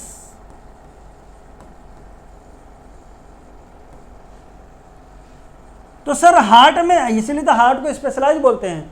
देखने में कैसा होगा, स्केलेटल जैसा, लेकिन फंक्शनली इनवॉलंटरी होता है। तो बड़ा जबरदस्त क्वेश्चन बन सकता था अगर हार्ट भी आ जाता। वैसे हार्ट इंटरनल या ऑर्गन का पार्ट है। तो ब्लड वेसल्स की वाल में, ट्यूनिका मीडियम में, स्टमक की वाल, इंटेस्टाइन की वाल, तो सारी बातें सही हो जाएंगी। विसरल मतलब होता है इंटरनल ऑर्गन, इसीलिए इनवॉलंटरी मसल आप उसका जो नाम on the basis of position visceral है। लेकिन आपने देखा होगा कि इनवॉलंटरी दोनों हैं, विसरल और ये दोनों इनवॉलंटरी होते हैं, ध्यान रखना। स्ट्राइप्ड अगर पूछा जाए तो कार्डियक और स्केलेटल हो जाएगा। तो इसीलिए कार्डियक मसल को हम लोग स्पेशलाइज बोलते हैं, क्योंकि अपीयरेंस में स्ट्राइप्ड हैं लेकिन फंक्शनली क्या है, इनवॉलंटरी हैं। 143 which of the following are maximum in number in male frog. चलिए बेटा देखते हैं। अच्छा पहले ध्यान देना है, फ्रॉग पूछा रहता था तो बात अच्छी बात हो जाती है, लेकिन मेल दे दिया है तो आपको पता ओवा तो फीमेल फ्रॉग का पार्ट है। हालांकि अगर इसकी संख्या हो तो एक बार में 2500 से 3000 ओवा निकलता है। वासा एफ्रेंसिया मेल का पार्ट है, ये आपका 10 से 12 इन नंबर हो सकता है। किडनी वाइज 2 ही होगा। चैम्बर ऑफ हार्ट 3 चैम्बर होते हैं, पार्सली आपका बटा रहता कौन सा, वेंट्रिकल, इनकम्प्लीट डबल सर्कुलेशन में आएगा। तो अगर देखा जाए मेल होने के कारण आंसर आपका सेकंड हो जाएगा, लेकिन अगर मेल ना दिया जाता, फ्रॉग दिया जाता तो आपको पहला करना पड़ता, ठीक है ना। अब बेटा यहाँ पे एक अच्छा क्वेश्चन और बनता है कि ये जो sequence of path of sperm in frog, वो भी मेल फ्रॉग, तो ये आपको सीक्वेंस याद होना चाहिए। चलिए सीक्वेंस बता देते हैं। एक फार्मूला याद होना चाहिए, take back, testis, vasa efferentia, kidney, Bidder's canal, urogenital duct and cloaca. ठीक है ना, ये sperm path in male frog है। C3H4O3, पहले तो आप कार्बन गिनिए कितने, 3 कार्बन। तो भैया इथेनॉल में तो आपको पता है C2H5OH होता है, तो 3 कार्बन का नहीं है, इसलिए गलत गया। अब देखिए 3 कार्बन का ये भी है, 3 कार्बन का ये भी है और 3 कार्बन का ये भी है। लेकिन एक बड़ा अच्छा कर दिया इन्होंने, फास्फो शब्द लगा दिया, तो यहाँ पे P भी आना चाहिए था। तो हेंस अगर देखिए आपको आंसर कैसे निकालना है मैंने बता दिया, लेकिन आपको स्ट्रक्चर भी याद होना चाहिए। चलिए देखते हैं सर, यहाँ पे देखिए C3 यानी ये है, मैं स्ट्रक्चर बनाओ CH3COCOOH, ये है बेटा आपका पायरुविक एसिड। ठीक है ना, तो 3 1 4 हो गए तुम्हारे क्या बेटा, हाइड्रोजन, बाकी आपका 3 हो गया ऑक्सीजन, बाकी 3 कार्बन तो ही है। ग्लिसरिक एसिड या ग्लिसरल्डिहाइड, तो बेटा आपका कार्बन फटाफट ऐसे लिख देना चाहिए CH2OH, CHOH एंड CH2OH, ये आपका ग्लिसरॉल है। अब सर हमें ग्लिसरॉल से क्या बनाना है, ग्लिसरिक एसिड, चलिए बनाते हैं। आपको ऑक्सीडाइज कर दीजिए, COOH कर दीजिए, बन गया ग्लिसरिक एसिड, फॉस्फेट लगा दीजिए। तो भैया ग्लिसरिक एसिड में आपका एक तो पहली बार डिफरेंस क्या है, यहाँ पे COOH तो है लेकिन कीटोन भी है, तो ध्यान देखना कार्बन सेम होने का मतलब नहीं होता है कि चीज़ें सेम हो जाए। तो हालांकि फास्फोरेट के कारण आपका दूसरा चौथा चलत गया था, लेकिन आपको ग्लिसरॉल का स्ट्रक्चर से बनाना चाहिए। ठीक है ना, ये ग्लिसरॉल से ग्लिसरिक एसिड बना दिया। ग्लिसरल्डिहाइड बनाना होगा तो क्या कर देंगे, CHO लगा देंगे। ठीक है, लैक्टिक एसिड में बेटा 3 कार्बन का होता है, और वहाँ पे जो डिफरेंस आता है CH3, CHOH एंड COOH। और आपने पढ़ा होगा जब पायरुवेट से लैक्टिक एसिड बनता है तो खाली रिडक्शन होता है, बाकी डिकार्बोक्सिलेशन नहीं होता। ये सब पॉइंट आपको याद होने चाहिए। ग्लिसरॉल OH खाली पाया जाएगा, 3 कार्बन का होगा, ट्राई हाइड्रोक्सी प्रोपेन बोलते हैं। जबकि ग्लाइकॉल की बात करें तो 2 कार्बन का होता है और OH होगा। ऑक्जेलिक एसिड में डबल COH पाया जाता है। केमिस्ट्री में आप लोग पढ़ते होंगे, ये सब चीज़ें याद कर लीजिएगा। What is the another chemical name of thiamine, बहुत पुराना है, 5-मिथाइल यूरासिल। तो 2 गया और यूरासिल आना चाहिए था। केमिकल नेम ऑफ थायमिन होता है, यूरासिल के मॉडिफिकेशन से बना है। यहाँ से प्रूफ भी होता है कि RNA पहले था, बाद में क्या आया DNA, और थायमिन के कारण DNA की स्टेबिलिटी बढ़ गई। The nucleosome constitute the repeating unit of structure in A nucleus. तो आपने देखा होगा न्यूक्लियोसोम हिस्टोन ऑक्टोमर के चारों तरफ रैप्ड होगा और एक रिपीटिंग स्ट्रक्चर बनाएगा। तो ये जो स्ट्रक्चर बना है, एक धागा है, इसको बोलते हैं क्रोमैटिन। और इस क्रोमैटिन में जो बीड्स दिख रहा है वो क्या है, न्यूक्लियोसोम। कई बच्चे कंफ्यूज हो जाते हैं, तो ध्यान रखिएगा कि कह रहे हैं कि न्यूक्लियोसोम रिपीटिंग यूनिट बनाने वाला जो एक लंबा सा धागा बना है, it is called chromatin. Statin बेटा मोनेस्कस परप्यूरियस से निकाला जाता है। ब्लड कोलेस्ट्रॉल लोवरिंग एजेंट होता है, competitive inhibitor of HMG CoA reductase enzyme. Histone octamer lysine arginine rich होता है, H2A, H2B, H3 और H4 पाया जाता है। न्यूक्लियोइड आपका वह प्लेस होता है जहाँ पे प्रोकैरियोटिक DNA पाया जाता है, चारों तरफ कोई भी मेम्ब्रेन नहीं होगा। क्रोमैटिन मिलकर क्रोमैटिन फाइबर बनाएगा और आगे चल के क्रोमोजोम बन जाएगा। और सर क्रोमैटिन 2 प्रकार के होते हैं, हेट्रो और you chromatin. Densely packed darkly stand heterochromatin ज़्यादातर यही होते हैं 98 से 99%, और lightly packed loosely stand you chromatin होते हैं 1 से 2%। गिवन बिलो आर 2 स्टेटमेंट, चलिए देखते हैं भाई। When streptococcus pneumoniae bacteria are grown on a culture plate, some produce smooth shiny colony. तो भैया स्ट्रेप्टोकाकस न्यूमनी के दो स्ट्रेन थे, एस फॉर स्मूथ और वायरुलेंट, और कुछ में रफ कॉलोनी जो होते थे, म्यूकोपॉलीसेकेराइड की कोटिंग नहीं होती थी और नॉन वायरुलेंट था। तो ये बात तो सही रही। Mice infected with S strain do not develop pneumonia. तो भाई ये एस है शैतान, तो न्यूमोनिया करेगा, मार डालेगा। तो डू नॉट के कारण आपका सेकंड स्टेटमेंट गलत हो जाएगा। Answer 1 is correct and 2 is incorrect. तो आंसर हो जाएगा आपका बेटा सेकंड। 1928 ईयर भी याद होना चाहिए। Bacteriophage attaches to the bacteria. बार बैक्टीरियोफाज अटैक करता है, वायरस है, और किस पे अटैक करता है? बैक्टीरिया पे। लेकिन याद रखना, जो भी वायरस होता है उसका जेनेटिक मटेरियल इन्फेक्शियस होता है, ना कि प्रोटीन। तो क्या लिखा? Bacteria and its protein then enter bacterial cell. ये गलत हो जाएगा, प्रोटीन इंटर नहीं करता है। यहीं से समझ में आ गया था, जब हम लोग रेडियो एक्टिव सल्फर लिए थे तो रेडियो एक्टिव प्रोटीन बना बैक्टीरियोफाज का, जो बैक्टीरिया के सेल में गया नहीं, तो रेडियो एक्टिविटी बैक्टीरिया सेल में नहीं मिली। लेकिन जब हम लोगों ने डीएनए यानी फास्फोरस लेबल किया तो बैक्टीरिया की सेल में रेडियो एक्टिविटी मिल गई। In Hershey and Chase experiment in 1952 experiment, virus grown on sulphur, वो भी कौन सा सल्फर था बेटा? S35 radio active, contained radio active protein. Yes, sulphur जब अगर रेडियो एक्टिव लिया तो प्रोटीन रेडियो एक्टिव हुआ, लेकिन डीएनए नहीं हुआ। फॉल्स और ट्रू ऐसे करके लिख लिया करिए, जिससे कन्फ्यूजन नहीं होगा, क्योंकि इतना छोटा करने में ध्यान नहीं देते आप। तो फॉल्स पहला गलत, तो आंसर हो जाएगा आपका थर्ड। ठीक है। Unequivocal proof that DNA is genetic material is given by Hershey and Chase, ये भी याद कर लीजिएगा। 1933 to 1944 biochemical characterisation of Griffith principle Avery MacLeod and McCarty ने किया था, और बताया था डीएनए ही जेनेटिक मटेरियल होता है। 3 स्टेप में होता है, ये भी याद कर लीजिएगा। Infection, blending and centrifugation.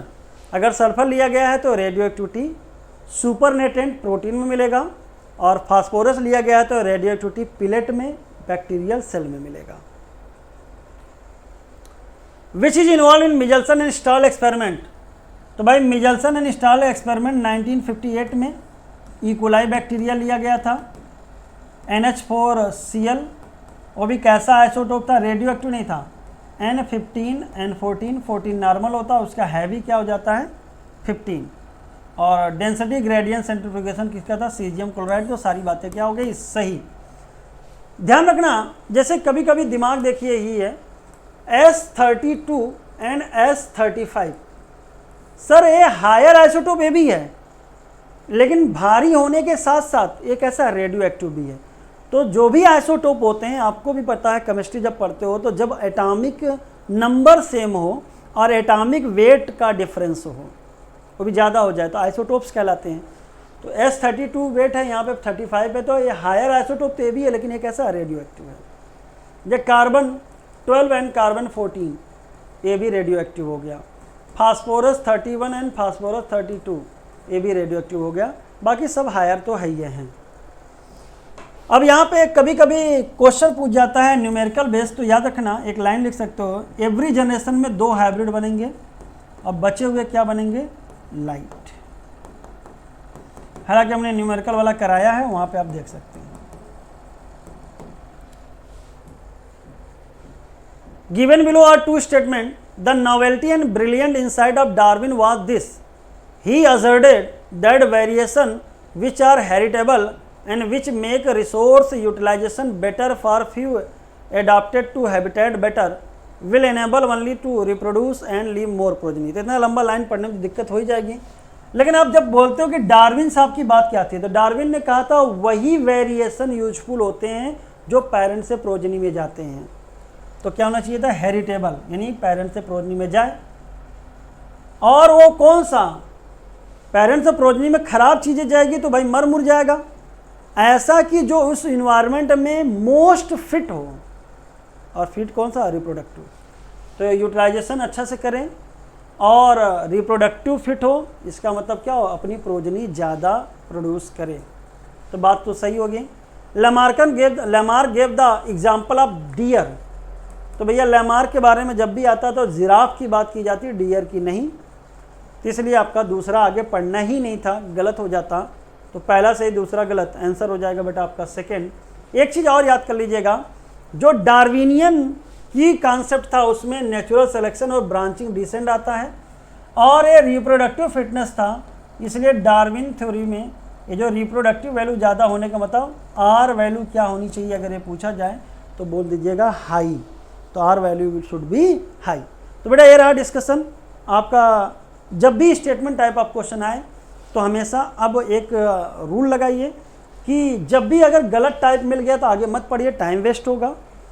दूसरा, जैसे जब बहुत बड़ा स्टेटमेंट हो तो वहाँ पे की पॉइंट, जैसे डार्विन हैं, हेरिटेबल हैं, मोर प्रोजनी, लेस प्रोजनी, इन सब पे अंडरलाइन करके निकाल लीजिएगा। और जब भी सही हो जाए तो ठीक चल जाता है कभी कभी, लेकिन कभी कभी दिखता नहीं है, क्योंकि तो आप ट्रू लिख दीजिए और जो गलत हो उसके सामने क्या लिख दीजिए, फॉल्स। ठीक है, तो बेटा ये रहा डिस्कशन आपका। अब आपके सामने आएंगे संगम सर जो कराएंगे 151 to 175, उसके बाद आएंगे अलीस सर जो कराएंगे 176 to 200।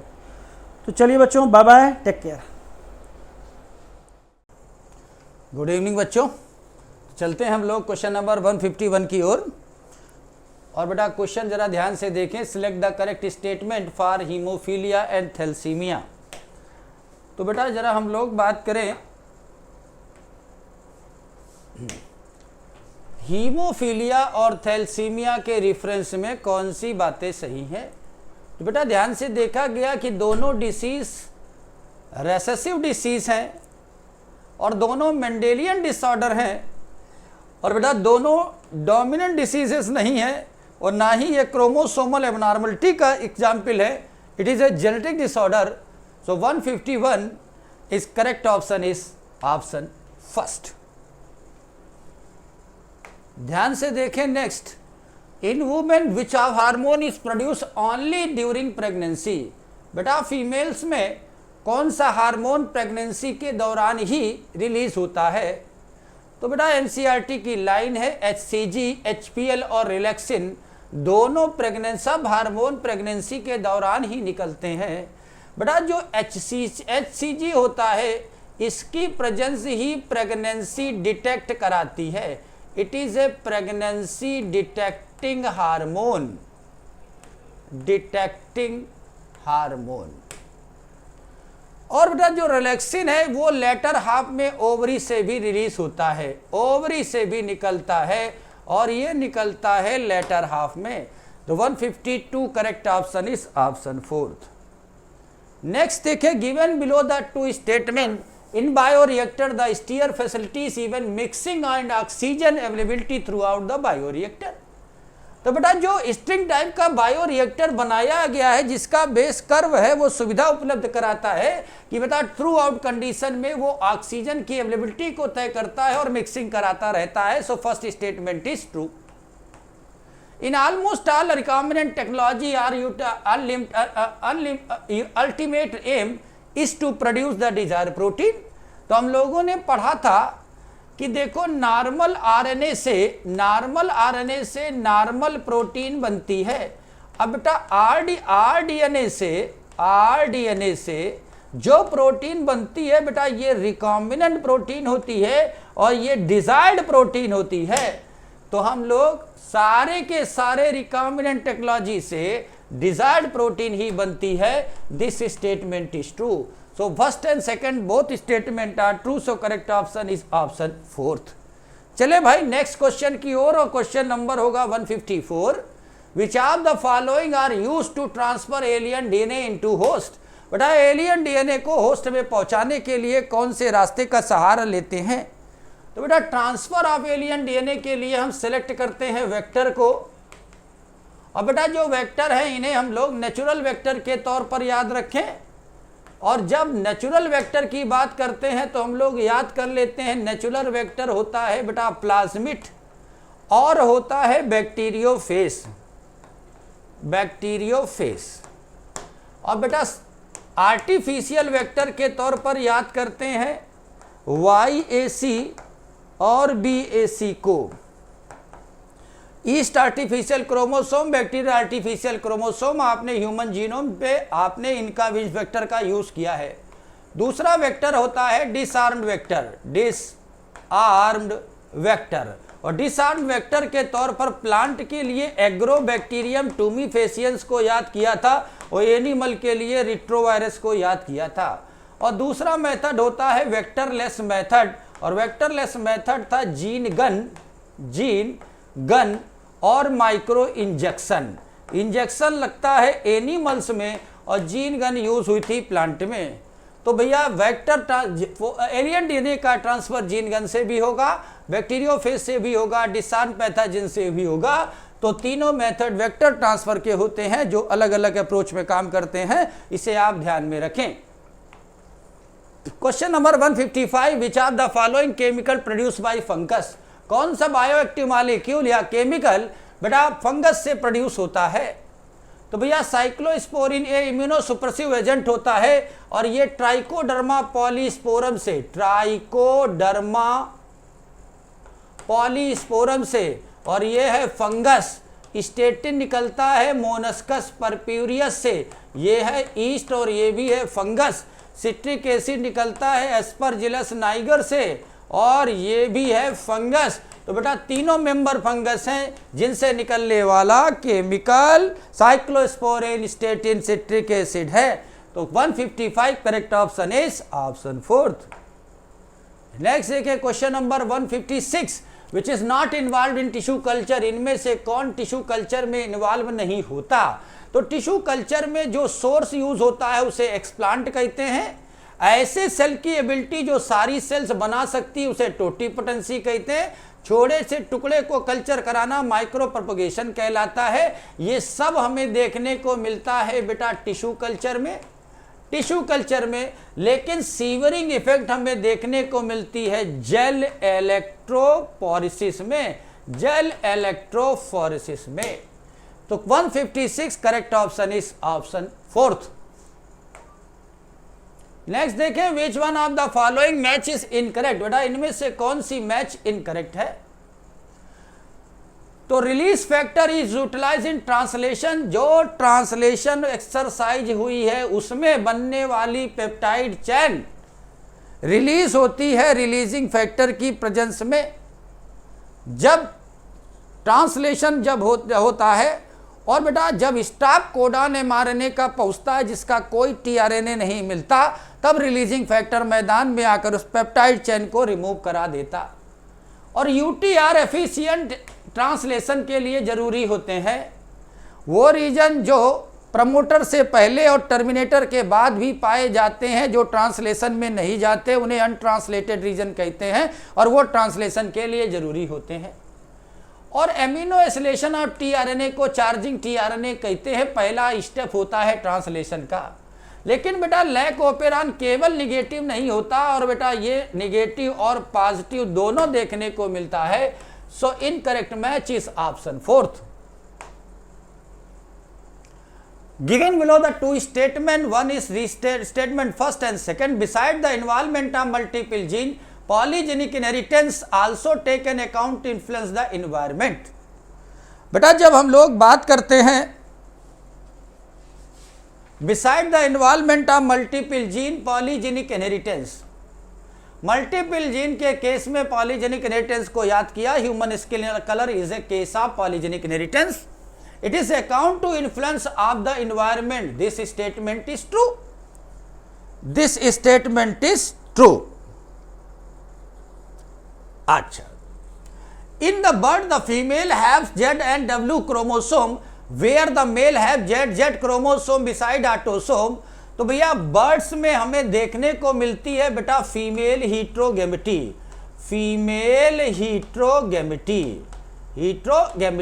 और इस गैमेटी में ZW जो होता है वो शो करता है फीमेल को।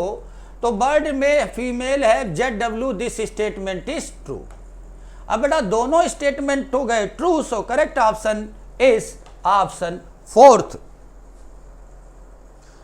Option 4th। चले नेक्स्ट क्वेश्चन की ओर। 159, सेलेक्ट द इनकरेक्ट मैच। फिर एक बार जरा इनकरेक्ट मैच को सिलेक्ट करें। बेटा सहेली वंस अ वीक पिल है, नॉन स्टेरॉइडल है, नॉन स्टेरॉइडल है, वंस अ वीक पिल है, और CDRI ने इसे डेवलप किया, इट इज ट्रू। एमनियोसेंटोसिस वो टेक्निक थी जिससे हम लोग जेनेटिक डिसऑर्डर, क्रोमोसोमल डिसऑर्डर को देखते हैं, इट इज ट्रू। बट बेटा मिसयूज के तौर पर हम लोगों ने इसका मिसयूज किया था प्री डिटर्मिनेशन सेक्स के लिए। ये मिसयूज है, यूज नहीं। Decline in MMR and IMR, infant mortality load, maternal mortality rate का डिक्लाइन होना, कम होना, बेटा ये पॉपुलेशन ग्रोथ को डिक्रीज नहीं करती, बेटा ये पॉपुलेशन ग्रोथ को इंक्रीज करती है। So second statement is incorrect.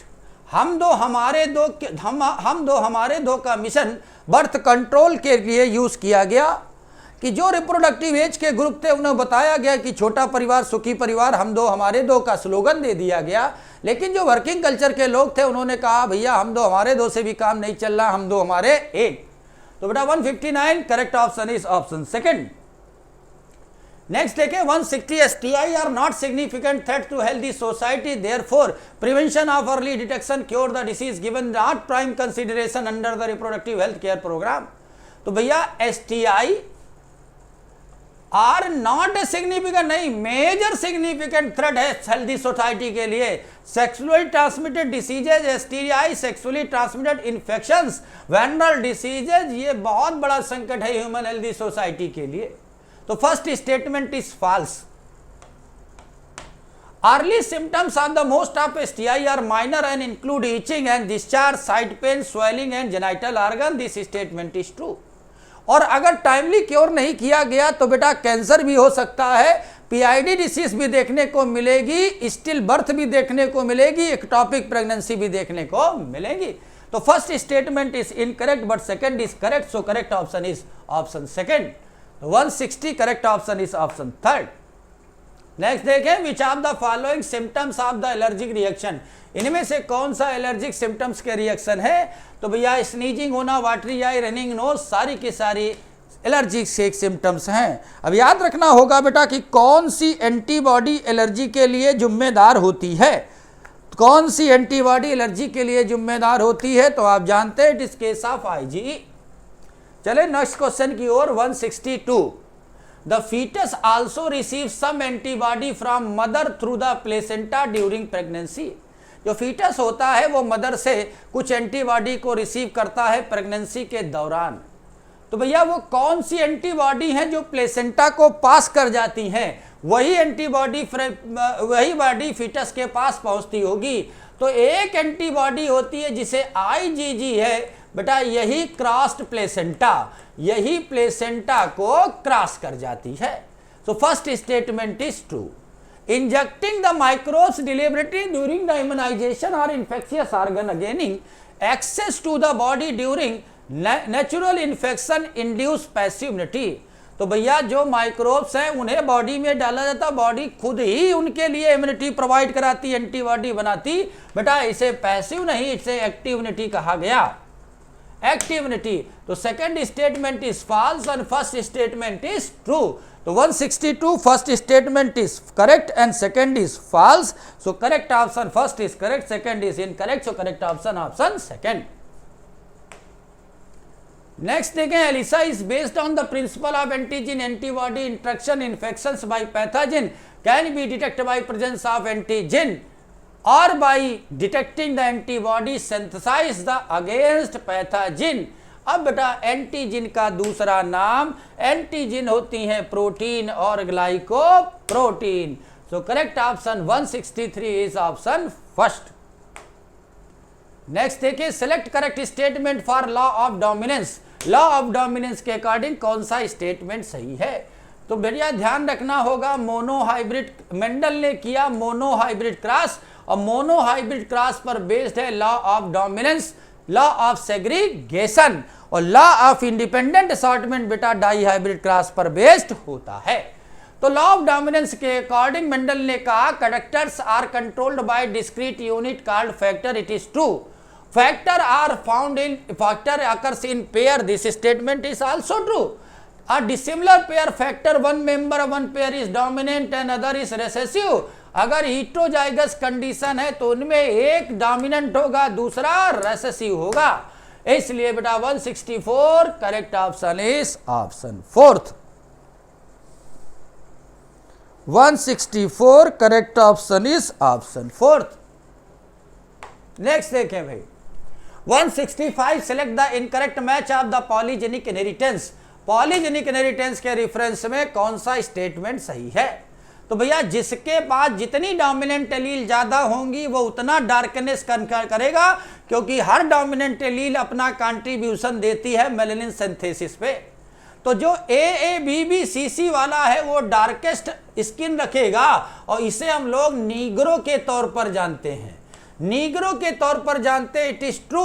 और जिसके पास कोई डोमिनेंट एलील नहीं वो लाइटेस्ट होगा, और जिसके पास AB है बेटा ये इंटरमीडिएट कलर रखेगा।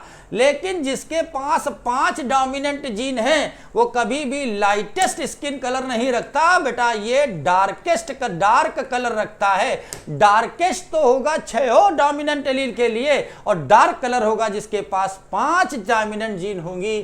सो इनकरेक्ट मैच इज 4, तो करेक्ट ऑप्शन इज ऑप्शन 4। देखें 166 in which type of natural selection more individual acquire peripheral character.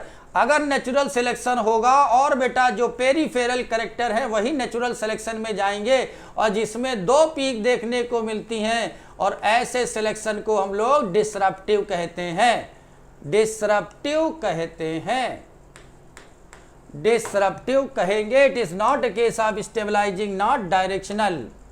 अगर मीन वैल्यू सिलेक्ट होगी तो केस स्टेबलाइजिंग होगा, और अगर कंडीशन कुछ इस तरह की हो जाए, अगर कंडीशन इस तरह की हो जाए तो now it is case of directional. 166 correct option is option first. 167 are initiated with lead the differentiation and further development of floral part. बेटा क्या होता है जब डिफरेंशिएशन और फर्दर डेवलपमेंट होता है फ्लोरल प्राइमोर्डिया का? तो भैया several hormonal and structural changes are initiated. Several hormonal changes होते हैं और स्ट्रक्चरल चेंजेस होते हैं जिससे फ्लोरल प्राइमोर्डिया का डेवलपमेंट होता है। तो 167 correct option is option third. 168 very few of the water pollinated species pollen grain are protected from wetting of the mucilaginous। सारी बातें तो सही हैं, लेकिन बेटा it is a very few का केस नहीं है, it is case of more. So first statement is false. Not all aquatic plant use to water for pollination. कोई गारंटी नहीं जो प्लांट पानी में पाए जाएं वो वाटर पॉलिनेशन करें। आपने वाटर हाइकेंथ और लिली के बारे में बात की थी, रहते पानी में है लेकिन पॉलिनेशन वाटर से नहीं करते। तो first statement is incorrect and second is correct, so correct option is option third. Next देखते हैं 169 सेलेक्ट द इनकरेक्ट मैच। इनमें से कौन सा स्टेटमेंट इनकरेक्ट मैच है? चलो भाई, जो बेसल पार्ट ऑफ ओव्यूल होता है उसे चलाजा कहते हैं, माइक्रोपाइल का अपोजिट इंड चलाजा कहलाता है। और एम्ब्रियो सैक में जो इंड एम्ब्रियो सैक में सिनर्जिट इंड और एंटीपोडल इंड पाया जाता है, जिधर एंटीपोडल इंड होता है वही चलाजल इंड कहलाता है। मेगा स्पोरेंजिया को इंटेगुमेंटेड ओव्यूल कहा जाता है, इट इज ट्रू। और प्लेसेंटा ओवेरियन कैविटी में लोकेट करता है ओव्यूल, और ओव्यूल अटैच होता है प्लेसेंटा से, it is true. But style is a not a landing platform pollen grain. Landing platform बेटा कहलाता है स्टिग्मा, स्टिग्मा। और वो पैसेज जो हालो और सॉलिड दोनों हो जाती है, पॉलिन ट्यूब को ओव्यूल तक पहुंचने का, ओवरी तक पहुंचने का रास्ता देती है, एम्ब्रियो सैक तक जाने का रास्ता देती है, उसे हम लोग स्टाइल कहते हैं। तो 169 correct option is option third. Next देखिए सेलेक्ट द करेक्ट मैच। फिर एक बार जरा करेक्ट मैचिंग को सिलेक्ट करें। चलो भाई, तो करेक्ट मैचिंग देखनी है। Hymen is made up of hard tissue. Hymen बेटा थिन मेम्ब्रेन होती है जो ओपनिंग को कवर करती है, पार्शियली कवरिंग होती है। वर्जिनिटी का सिंबल किसी जमाने में माना जाता था। लैक्टिफेरस डक्ट्स बेटा टेस्टिस में नहीं मिलती हैं, ये मेमरी ग्लैंड में देखने को मिलती हैं। मेमरी ग्लैंड में मिलती हैं। बेटा क्लाइटोरिस को वूम्ब नहीं कहा जाता, एनालोगस टू ह्यूमन पेनिस कहलाता है, और वूम्ब को हम लोग यूट्रस कहते हैं। बट सर्विक कैविटी ऑफ सर्विक्स को सर्विकल केनाल कहा जाता है। तो 170 correct option is option first.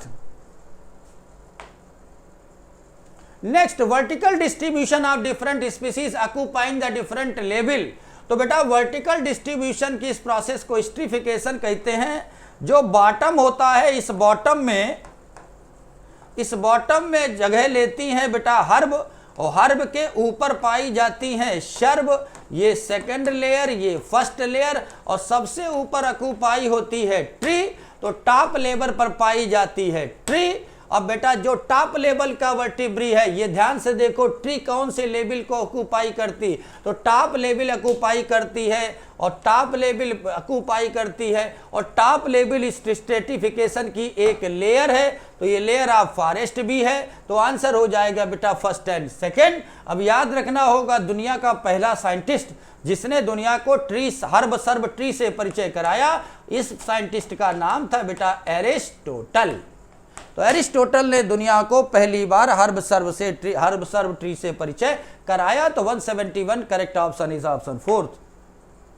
Next देखें, द इकोसिस्टम लेवल इंडिया और intense with the desert and rain forest, mangrove, coral reef, wetland, streets and alpine in widow has greater ecosystem diversity than Scandinavian country. अब बेटा हम लोगों ने ecological diversity में दो example समझे थे, इंडिया वर्सेस, बड़ा ज्योग्राफिकल एरिया फिक्स कर दो, इकोसिस्टम की डाइवर्सिटी देखो। इंडिया में बहुत से तरह के इकोसिस्टम पाए जाते हैं, लेकिन स्कैंडिनेवियन कंट्री होती है नॉर्वे।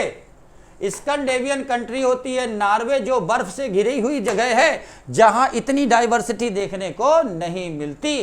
तो most ecosystem diversity, ecological diversity take place are given in India. तो 172 correct option is option third. How many example are ex situ conservation, बेटा इनमें से कौन सा एग्जाम्पल एक्सिटू कंजर्वेशन का है? तो seed bank ex situ, pollen bank ex situ, Gavin bank ex situ and wild safari ex situ, और HDFC बैंक भैया ये बैंक है नोट रखने वाली, ये एनी लिविंग स्पीसीज कंजर्वेशन कराने वाली नहीं। तो 4 स्टेट्स में 4 processes are belongs to ex situ conservation. Ex situ conservation को ऑफ साइट कंजर्वेशन कहते हैं। ह्यूमन सुपरविजन में प्रोटेक्ट करके रखते हैं, ऑर्गेनिज्म को उसकी नेचुरल हैबिटेट को प्रोवाइड कराया जाता है। तो 173 correct option is option second. 174 in the feeding efficiency of one species might to be reduced due to interfering the inhibitory presence and other species even resource is abundant। तो भैया Gauss साहब ने कहा था कि अगर रिसोर्स लिमिटेड है तभी कंपटीशन देखने को मिलेगा, लेकिन हम लोगों ने गैलापागोस आइसलैंड में भरपूर घास देखी थी। 2 डिफरेंट स्पीसीज वहां पहुंची थी। गोट पहले से वहां अबंडेंट टार्टवाइस पाया गया था, वो धुआंधार राज कर रहा था, उसका किसी के साथ कंपटीशन नहीं था। लेकिन अब वहां जब गोट पहुंच गई तो गोट को भी घास खाना है, टार्टवाइस को भी घास खाना था। गोट की फीडिंग एफिशिएंसी टॉर्टवाइस से ज्यादा हो गई, और इसके कारण जो कंपटीशन देखने को मिला वो कहलाया इंटरफेरेंस कंपटीशन। फीडिंग हैबिट गोट की बढ़िया थी, टॉर्टवाइस की कम, इसलिए टॉर्टवाइस संकट में आ गया और कौन डोमिनेंट हो गई? गोट। तो 174 correct option is option third. What is Arabidopsis? अब बेटा एरेब्डोपियसिस, बेटा it is a type of plant, और अगर आपने ह्यूमन जीनोम प्रोजेक्ट पढ़ा है तो वहाँ कुछ लिस्टिंग दी गई है निमेटोड की भी, और एक प्लांट का नाम दिया गया है, उस लिस्ट में इस नाम को आप पाएंगे। तो अब बेटा हम लोग बात करते हैं 175 correct option is option second, और आगे का मिशन कंटिन्यू करेंगे अली सर। हेलो बच्चों, आप लोगों ने 175 तक क्वेश्चंस देख लिए हैं संगम सर के साथ, और मैं आपको 176 से करा रहा हूँ। ठीक है, चलिए शुरू करते हैं। लिखा हुआ RUBP ऑक्सीजन से बाइंड कर रहा है और X की जगह उसने पूछी है। तो आपको पता है जब भी RUBP ऑक्सीजन से बाइंड करता है तो इस रिएक्शन को हम फोटो रेस्पायरेशन कहते हैं। क्या कहते हैं बेटा? Photo respiration. और आपको ये बात पता है कि RuBP CO2 से भी बाइंड कर सकता है और ऑक्सीजन से भी। ऑक्सीजन का अमाउंट ज़्यादा हो जाएगा CO2 से तो वो बाइंड करने लगेगा ऑक्सीजन से, और RuBP CO2 से बाइंड तब करता है जब CO2 का अमाउंट ज़्यादा होता है। लेकिन दोनों को बाइंड करने में एंजाइम सेम लगता है और उसका नाम है रुबिस्को। याद रखिएगा, आपको पता है इसका नाम रुबिस्को इसी वजह से है, RuBP बिसफॉस्फेट कार्बोक्सिलेज ऑक्सीजनेज, है ना। तो आपको ये बात याद रखना पड़ेगी। आंसर आपके पास क्या हो जाएगा, इस रिएक्शन को भी कैटलाइज कौन करेगा, रुबिस्को करेगा। ठीक है, आपको पेप्टेज नहीं करेगा बेटा। हेक्सोकाइनेज के बारे में आप जानते होंगे, हेक्सोकाइनेज क्या होता है आप बताइए। जब ग्लूकोज 6 फॉस्फेट में बदलता है, ग्लाइकोलिसिस की बात है ना भाई। तो आपके पास यहाँ पर तो रुबिस्को जवाब हो जाएगा। आगे देखिए, आगे हमारे पास क्या लिखा है, select the correct statement for the given reaction. इस रिएक्शन को गौर से देखिए तो क्या आपको नहीं समझ आ रहा कि ग्लाइकोलिसिस के बाद जब हम पायरुविक एसिड को बना लेते हैं तो पायरुविक एसिड को लिंक्ड रिएक्शन के दौरान बदलना होता है एसिटाइल कोएंजाइम ए में। आपको पता है पायरुविक एसिड 3 कार्बन कंपाउंड है और जब इसे तोड़ देते हैं तो 2 कार्बन और 1 CO2 अलग हो जाता है। इसी रिएक्शन को कैटलाइज करने के लिए आपको मैग्नीशियम चाहिए और पायरुवेट डिहाइड्रोजनेज चाहिए। इसी रिएक्शन को हम कहते हैं लिंक्ड रिएक्शन। इस रिएक्शन को कहते हैं हम लोग लिंक्ड रिएक्शन, या फिर इसी का नाम होता है ऑक्सीडेटिव डीकार्बोक्सिलेशन। ऑक्सीडेटिव डीकार्बोक्सिलेशन इसका एक और नाम होता है। तो आपको ये बात बतानी है कि भाई it is a part of aerobic respiration. बिल्कुल, एरोबिक रेस्पिरेशन का ही पार्ट है, क्योंकि आगे जब क्रैब्स साइकिल में एंटर करना है तो पायरुविक एसिड एंटर नहीं करता, उसे एसिटाइल कोएंजाइम में बदलना होता है ना। तो एरोबिक रेस्पिरेशन का पार्ट है। भैया हमने कहा कैटाबोलिक रिएक्शन है, बिल्कुल है, क्योंकि 3 कार्बन का आपको 2 कार्बन का एसिटाइल कोएंजाइम बना रहा है, टूट रहा है, ब्रेक डाउन हो रहा है। और टाइप ऑफ मेटाबॉलिक रिएक्शन है भैया, लिविंग सिस्टम में हो रही है रिएक्शन तो मेटाबॉलिक रिएक्शन तो है ही, लेकिन ये पार्ट नहीं है एनारोबिक रेस्पिरेशन का। तो ए और बी और सी सही है। आंसर आपके पास फर्स्ट बन जाना है, आंसर यहां पर फर्स्ट बन जाना है। बहुत बढ़िया। आगे देखिए, अगला क्वेश्चन लिखा हुआ है कि भाई आपको Purkinje fibre are present in. Purkinje fibre कहाँ होते हैं, तो आपको ये बात पता है कि करंट का फ्लो कैसा है, करंट का पाथ बताइए। तो ऐसे नोड से करंट आपको पता है, ऐसे नोड से ये करंट जाती है AB नोड, और AB नोड से ये करंट जाती है बंडल ऑफ हिस में, जिसे हम AB बंडल कहते हैं। बंडल ऑफ हिस बोलिए या फिर AB बंडल बोलिए, फिर ये राइट और लेफ्ट में बच जाती है, और फिर राइट बंडल, इसे हम कहेंगे राइट AB बंडल, और आपके पास left AB bundle, right AB bundle और लेफ्ट AB बंडल में बदल जाती है, और फिर आपके पास फिर पतले पतले फाइबर्स में बढ़ जाएगी, जिसे हम कहेंगे पुरकिंजे फाइबर। जिसे क्या कहेंगे, पुरकिंजे फाइबर। तो पुरकिंजे फाइबर कहाँ फैलते हैं, इन जनरल पुरकिंजे फाइबर आपको पूरे वेंट्रिकल में फैले देखने को मिल जाते हैं। तो पुरकिंजे फाइबर वेंट्रिकल ऑफ हार्ट में होते हैं, बिल्कुल होते हैं, वोमेन कैप्सूल में नहीं होते। यहाँ पर लिखा है ऑरिकल ऑफ हार्ट, और वो भी ओनली, बिल्कुल गलत बात, और एडिपोज टिश्यू में नहीं। आंसर आपके पास वेंट्रिकल आ जाएगा। 178 का क्या हो जाएगा, फर्स्ट हो जाएगा। ओके बेटा, यहाँ तक कोई दिक्कत। आगे चलिए, अगला क्वेश्चन क्या है देखिएगा। अगला क्वेश्चन आपके पास क्या है, लिखा हुआ है the isolated lysosomal vesicle have been found to be very rich in almost all type डेस optimally active at the acidic pH. तो बोल रहे हैं कि भैया लाइसोसोम के वेसिकल में कौन से एंजाइम भरे होते हैं जो एक्टिव होते हैं, कौन से मीडियम में, एसिडिक मीडियम में। तो इस एंजाइम को क्या कहते हैं, इन्हें हम कहते हैं हाइड्रोलिटिक एंजाइम। क्या कहते हैं, हाइड्रोलिटिक एंजाइम। तो आपको ये बात पता होना चाहिए हाइड्रोलिटिक एंजाइम की क्लास कौन सी होती है। इसकी क्लास होती है 3rd, क्योंकि आपने एंजाइम वाली क्लास में पढ़ा होगा कि एंजाइम को 6 क्लासेस में और 4 से 13 सब क्लासेस में बांटा गया है। 6 क्लास में पहली ऑक्सीडोरिडक्टेज, दूसरा ट्रांसफरेज, तीसरी हाइड्रोलेज, चौथा लाइएज, 5वां आइसोमेरेज और छठा लाइगेज होती है। ठीक है बेटा, तो यहाँ पर आपसे बात करी जाए, ये आइसोमेरेज की बात नहीं है, लाइगेज की नहीं है, पॉलीमरेजेस की नहीं है। जवाब होगा हाइड्रोलिटिक एंजाइम जो एसिडिक मीडियम में एक्टिव हो जाते हैं। अगला देखिए, अगला आपके पास लिखा which of the following are absent in animal cell. Animal cell में कौन सी चीज इसमें ऐसी लिखी है जो एब्सेंट है। तो तो बताइए एनिमल सेल में क्या प्लास्टिड पाए जाते हैं? तो हमने कहा यहाँ पर प्लास्टिड नहीं पाए जाते। क्या लार्ज सेंट्रल वैक्यूल पाई जाती है? क्या लार्ज सेंट्रल वैक्यूल पाई जाती है एनिमल सेल में? आप कहोगे नहीं पाई जाती। क्या एनिमल सेल के सेल वॉल पाई जाती है? आप कहोगे नहीं पाई जाती।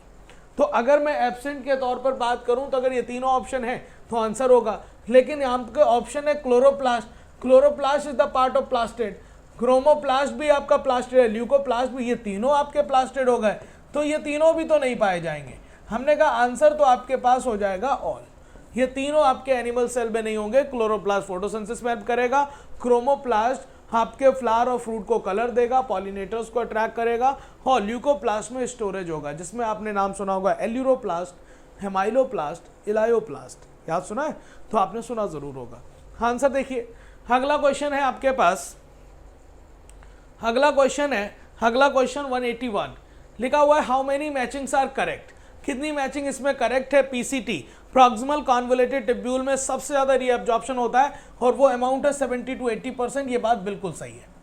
फिर लिखा काउंटर करंट मैकेनिज्म, मैमल्स में ऐसी मैकेनिज्म पाई जाती है जिससे वो अपनी यूरिन की कंसंट्रेशन को मेंटेन कर सकते हैं। ये बात भी सही है।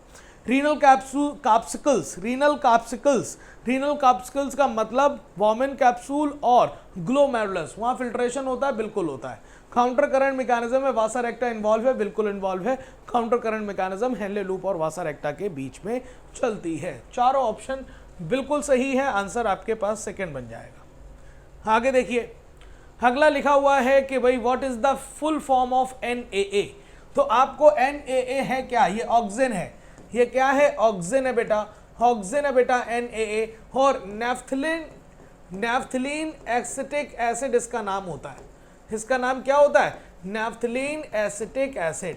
आपने नाम सुना होगा आपके पास ऑक्सीजन में IAA भी होता है, इंडोल एसिटिक एसिड। उसी में आपने नाम सुना होगा NaA, उसी में आपने नाम सुना होगा IBA, इसी में नाम सुना होगा 2,4-D। सुना है कि नहीं? आपके पास कुछ इसमें आपके पास जो है वो नेचुरल है, कुछ सिंथेटिक है। आपकी बात करी जाइए, सिंथेटिक ऑक्सीजन है। ये कैसे ऑक्सीजन है? सिंथेटिक ऑक्सीजन है। और ये नेचुरल ऑक्सीजन है। कैसे ऑक्सीजन है? नेचुरल ऑक्सीजन है। याद रहेगा कि नहीं? आपको फुल फॉर्म जाननी थी। नाइट्रोजनस एसिटिक एसिड नहीं होगा, नैफ्थलीन एसीटोन एसिटेट नहीं होगा, नैफ्थलीन अमीन एसिटेट नहीं होगा। आंसर सेकंड हो जाएगा। 182 के बाद आंसर है 183 का क्वेश्चन पूछ रहे हैं। लिखा हुआ है which is a type of plant growth inhibitor. आपको पता है कि जो प्लांट रेगुलेटर्स होते हैं उसमें प्लांट रेगुलेटर्स जो है हमारे पास PGR, जिन्हें हम कहते हैं प्लांट ग्रोथ रेगुलेटर्स, इसमें दो तरह के हार्मोन है। एक होते हैं जो प्लांट ग्रोथ को प्रमोट करते हैं, उन्हें हम प्लांट ग्रोथ प्रमोटर कहते हैं, और एक होते हैं जो प्लांट ग्रोथ की इनहिबिट करते हैं, जिसे हम प्लांट ग्रोथ इनहिबिटर कहते हैं। याद रखिएगा कि प्लांट ग्रोथ प्रमोटर्स में नाम आता है ऑक्सिन का, इसमें नाम आता है आपके पास जिब्रालिक एसिड का, इसमें नाम आता है आपके पास साइटोकाइनिन का। आपका इसमें नाम आपके पास साइटोकाइनिन, जबकि PGI में जो नाम आता है वो किसका नाम आएगा? वो नाम आ जाएगा एब्सिसिक एसिड का। लेकिन एक ऐसा हार्मोन भी है जो PGP भी है और PGI भी है, उसका नाम है इथाइलिन। इथाइलिन आपके पास गैसियस हार्मोन है जो कि प्लांट ग्रोथ प्रमोटर भी है और प्लांट ग्रोथ इनहिबिटर भी है। लेकिन एक पूछा जाए कि आप प्लांट ग्रोथ प्रमोटर और इनहिबिटर में से बताइए ज़्यादा क्या है, तो प्लांट ग्रोथ इनहिबिटर ज़्यादा होता है देन द प्रमोटर। तो आपको ये बात समझनी चाहिए कि यहाँ पर प्लांट ग्रोथ इनहिबिटर में ABA का नाम है, तो ABA का ही फॉर्म है डॉर्मेन, एब्सिसिन 2 और इनहिबिटर। आपको इस 1960 की बात याद है, 3 अलग अलग कंट्री में अलग अलग केमिकल खोजे गए, बाद में पता चला ये अलग अलग नहीं है, एक ही है, और इसका नाम है ABA। और ABA को हम कहते हैं plant growth inhibitor. Answer all हो जाएगा। यहाँ तक कोई दिक्कत मेरे ख्याल से नहीं। आगे देखिए, आगे लिखा हुआ है select the correct order of event in meiosis 1। Meiosis 1 के इवेंट को करेक्ट ऑर्डर से अरेंज करना है। कॉम्पैक्शन ऑफ क्रोमोसोम प्रोफेज के 1 के लैप्टोटीन में होता है बेटा, आपको यह याद होना चाहिए। लैप्टोटीन में compaction of chromosome, condensation start, आपके dual nature of chromosome are scene.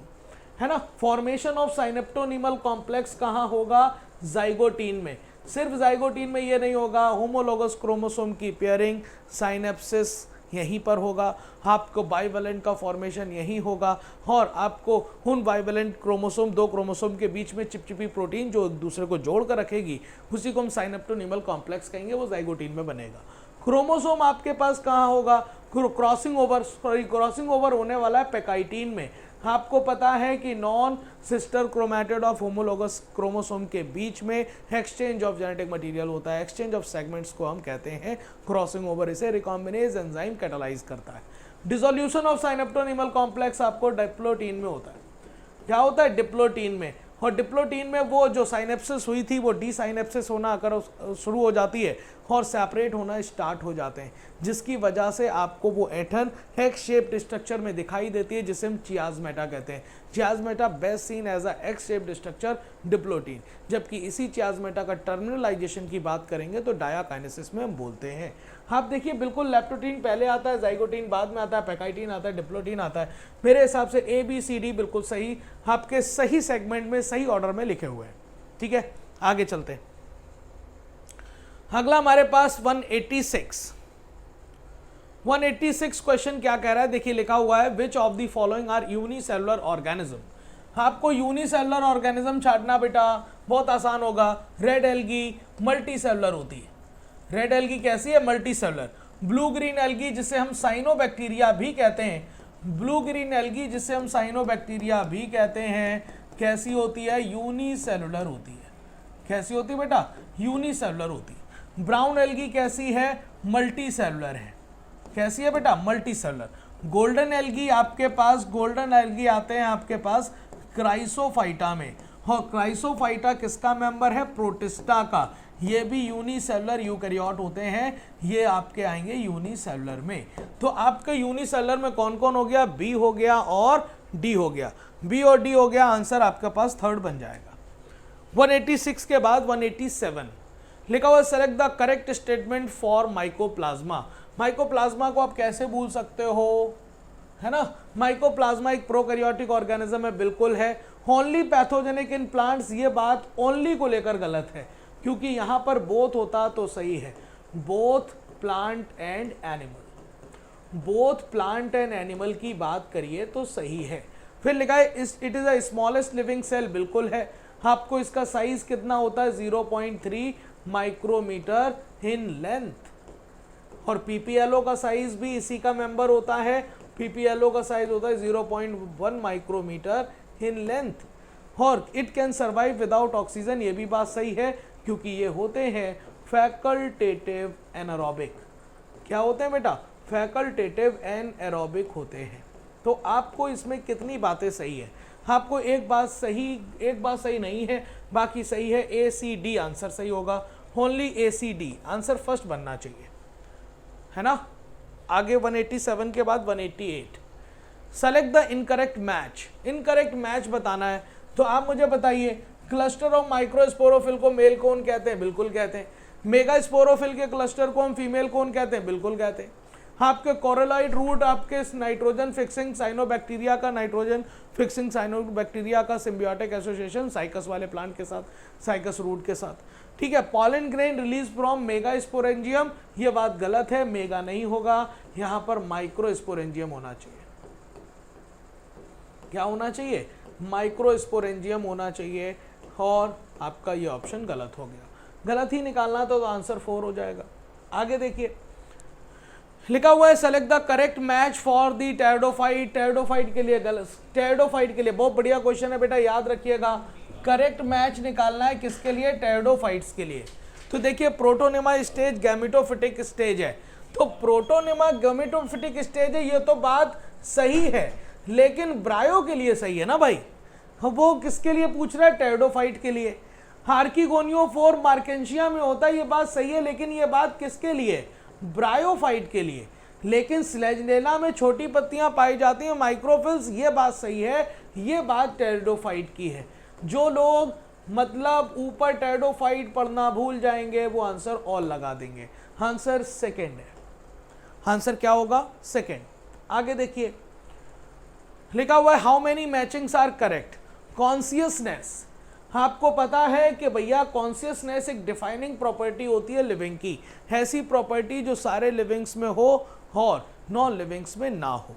लिखा हुआ है सेलुलर ऑर्गेनाइजेशन बिल्कुल डिफाइनिंग प्रॉपर्टी है, रिप्रोडक्शन डिफाइनिंग प्रॉपर्टी नहीं होती। अभी मैंने कहा कि रिप्रोडक्शन एक फीचर तो ज़रूर है लिविंग बींग्स का, लेकिन डिफाइनिंग प्रॉपर्टी नहीं है, क्योंकि सारे लिविंग्स रिप्रोडक्शन नहीं कर पाते। जैसे कि हमने कह दिया इनफर्टाइल कपल की बात हो गई, मेल हनी बी की बात हो गई, ब्यूल की बात हो गई, वो रिप्रोडक्शन तो नहीं कर पा रहे, वो फर्टाइल ऑफस्प्रिंग तो नहीं बना पा रहे, तो क्या हम उन्हें नॉन लिविंग कह दें? ऐसा नहीं है, प्रॉपर्टी तो है लेकिन डिफाइनिंग प्रॉपर्टी नहीं है रिप्रोडक्शन।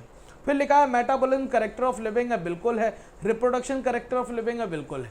गलत क्या है? सी वाला गलत आ रहा है यहाँ पर, ए बी डी ई, मतलब 4 बातें सही हैं, आंसर थर्ड बनना चाहिए। 4 बातें सही हैं, 5 में से 4 बातें सही हैं। आगे देखिए 191 लिखा हुआ in phylum Annelida Arthropoda Echinodermata true coelom present.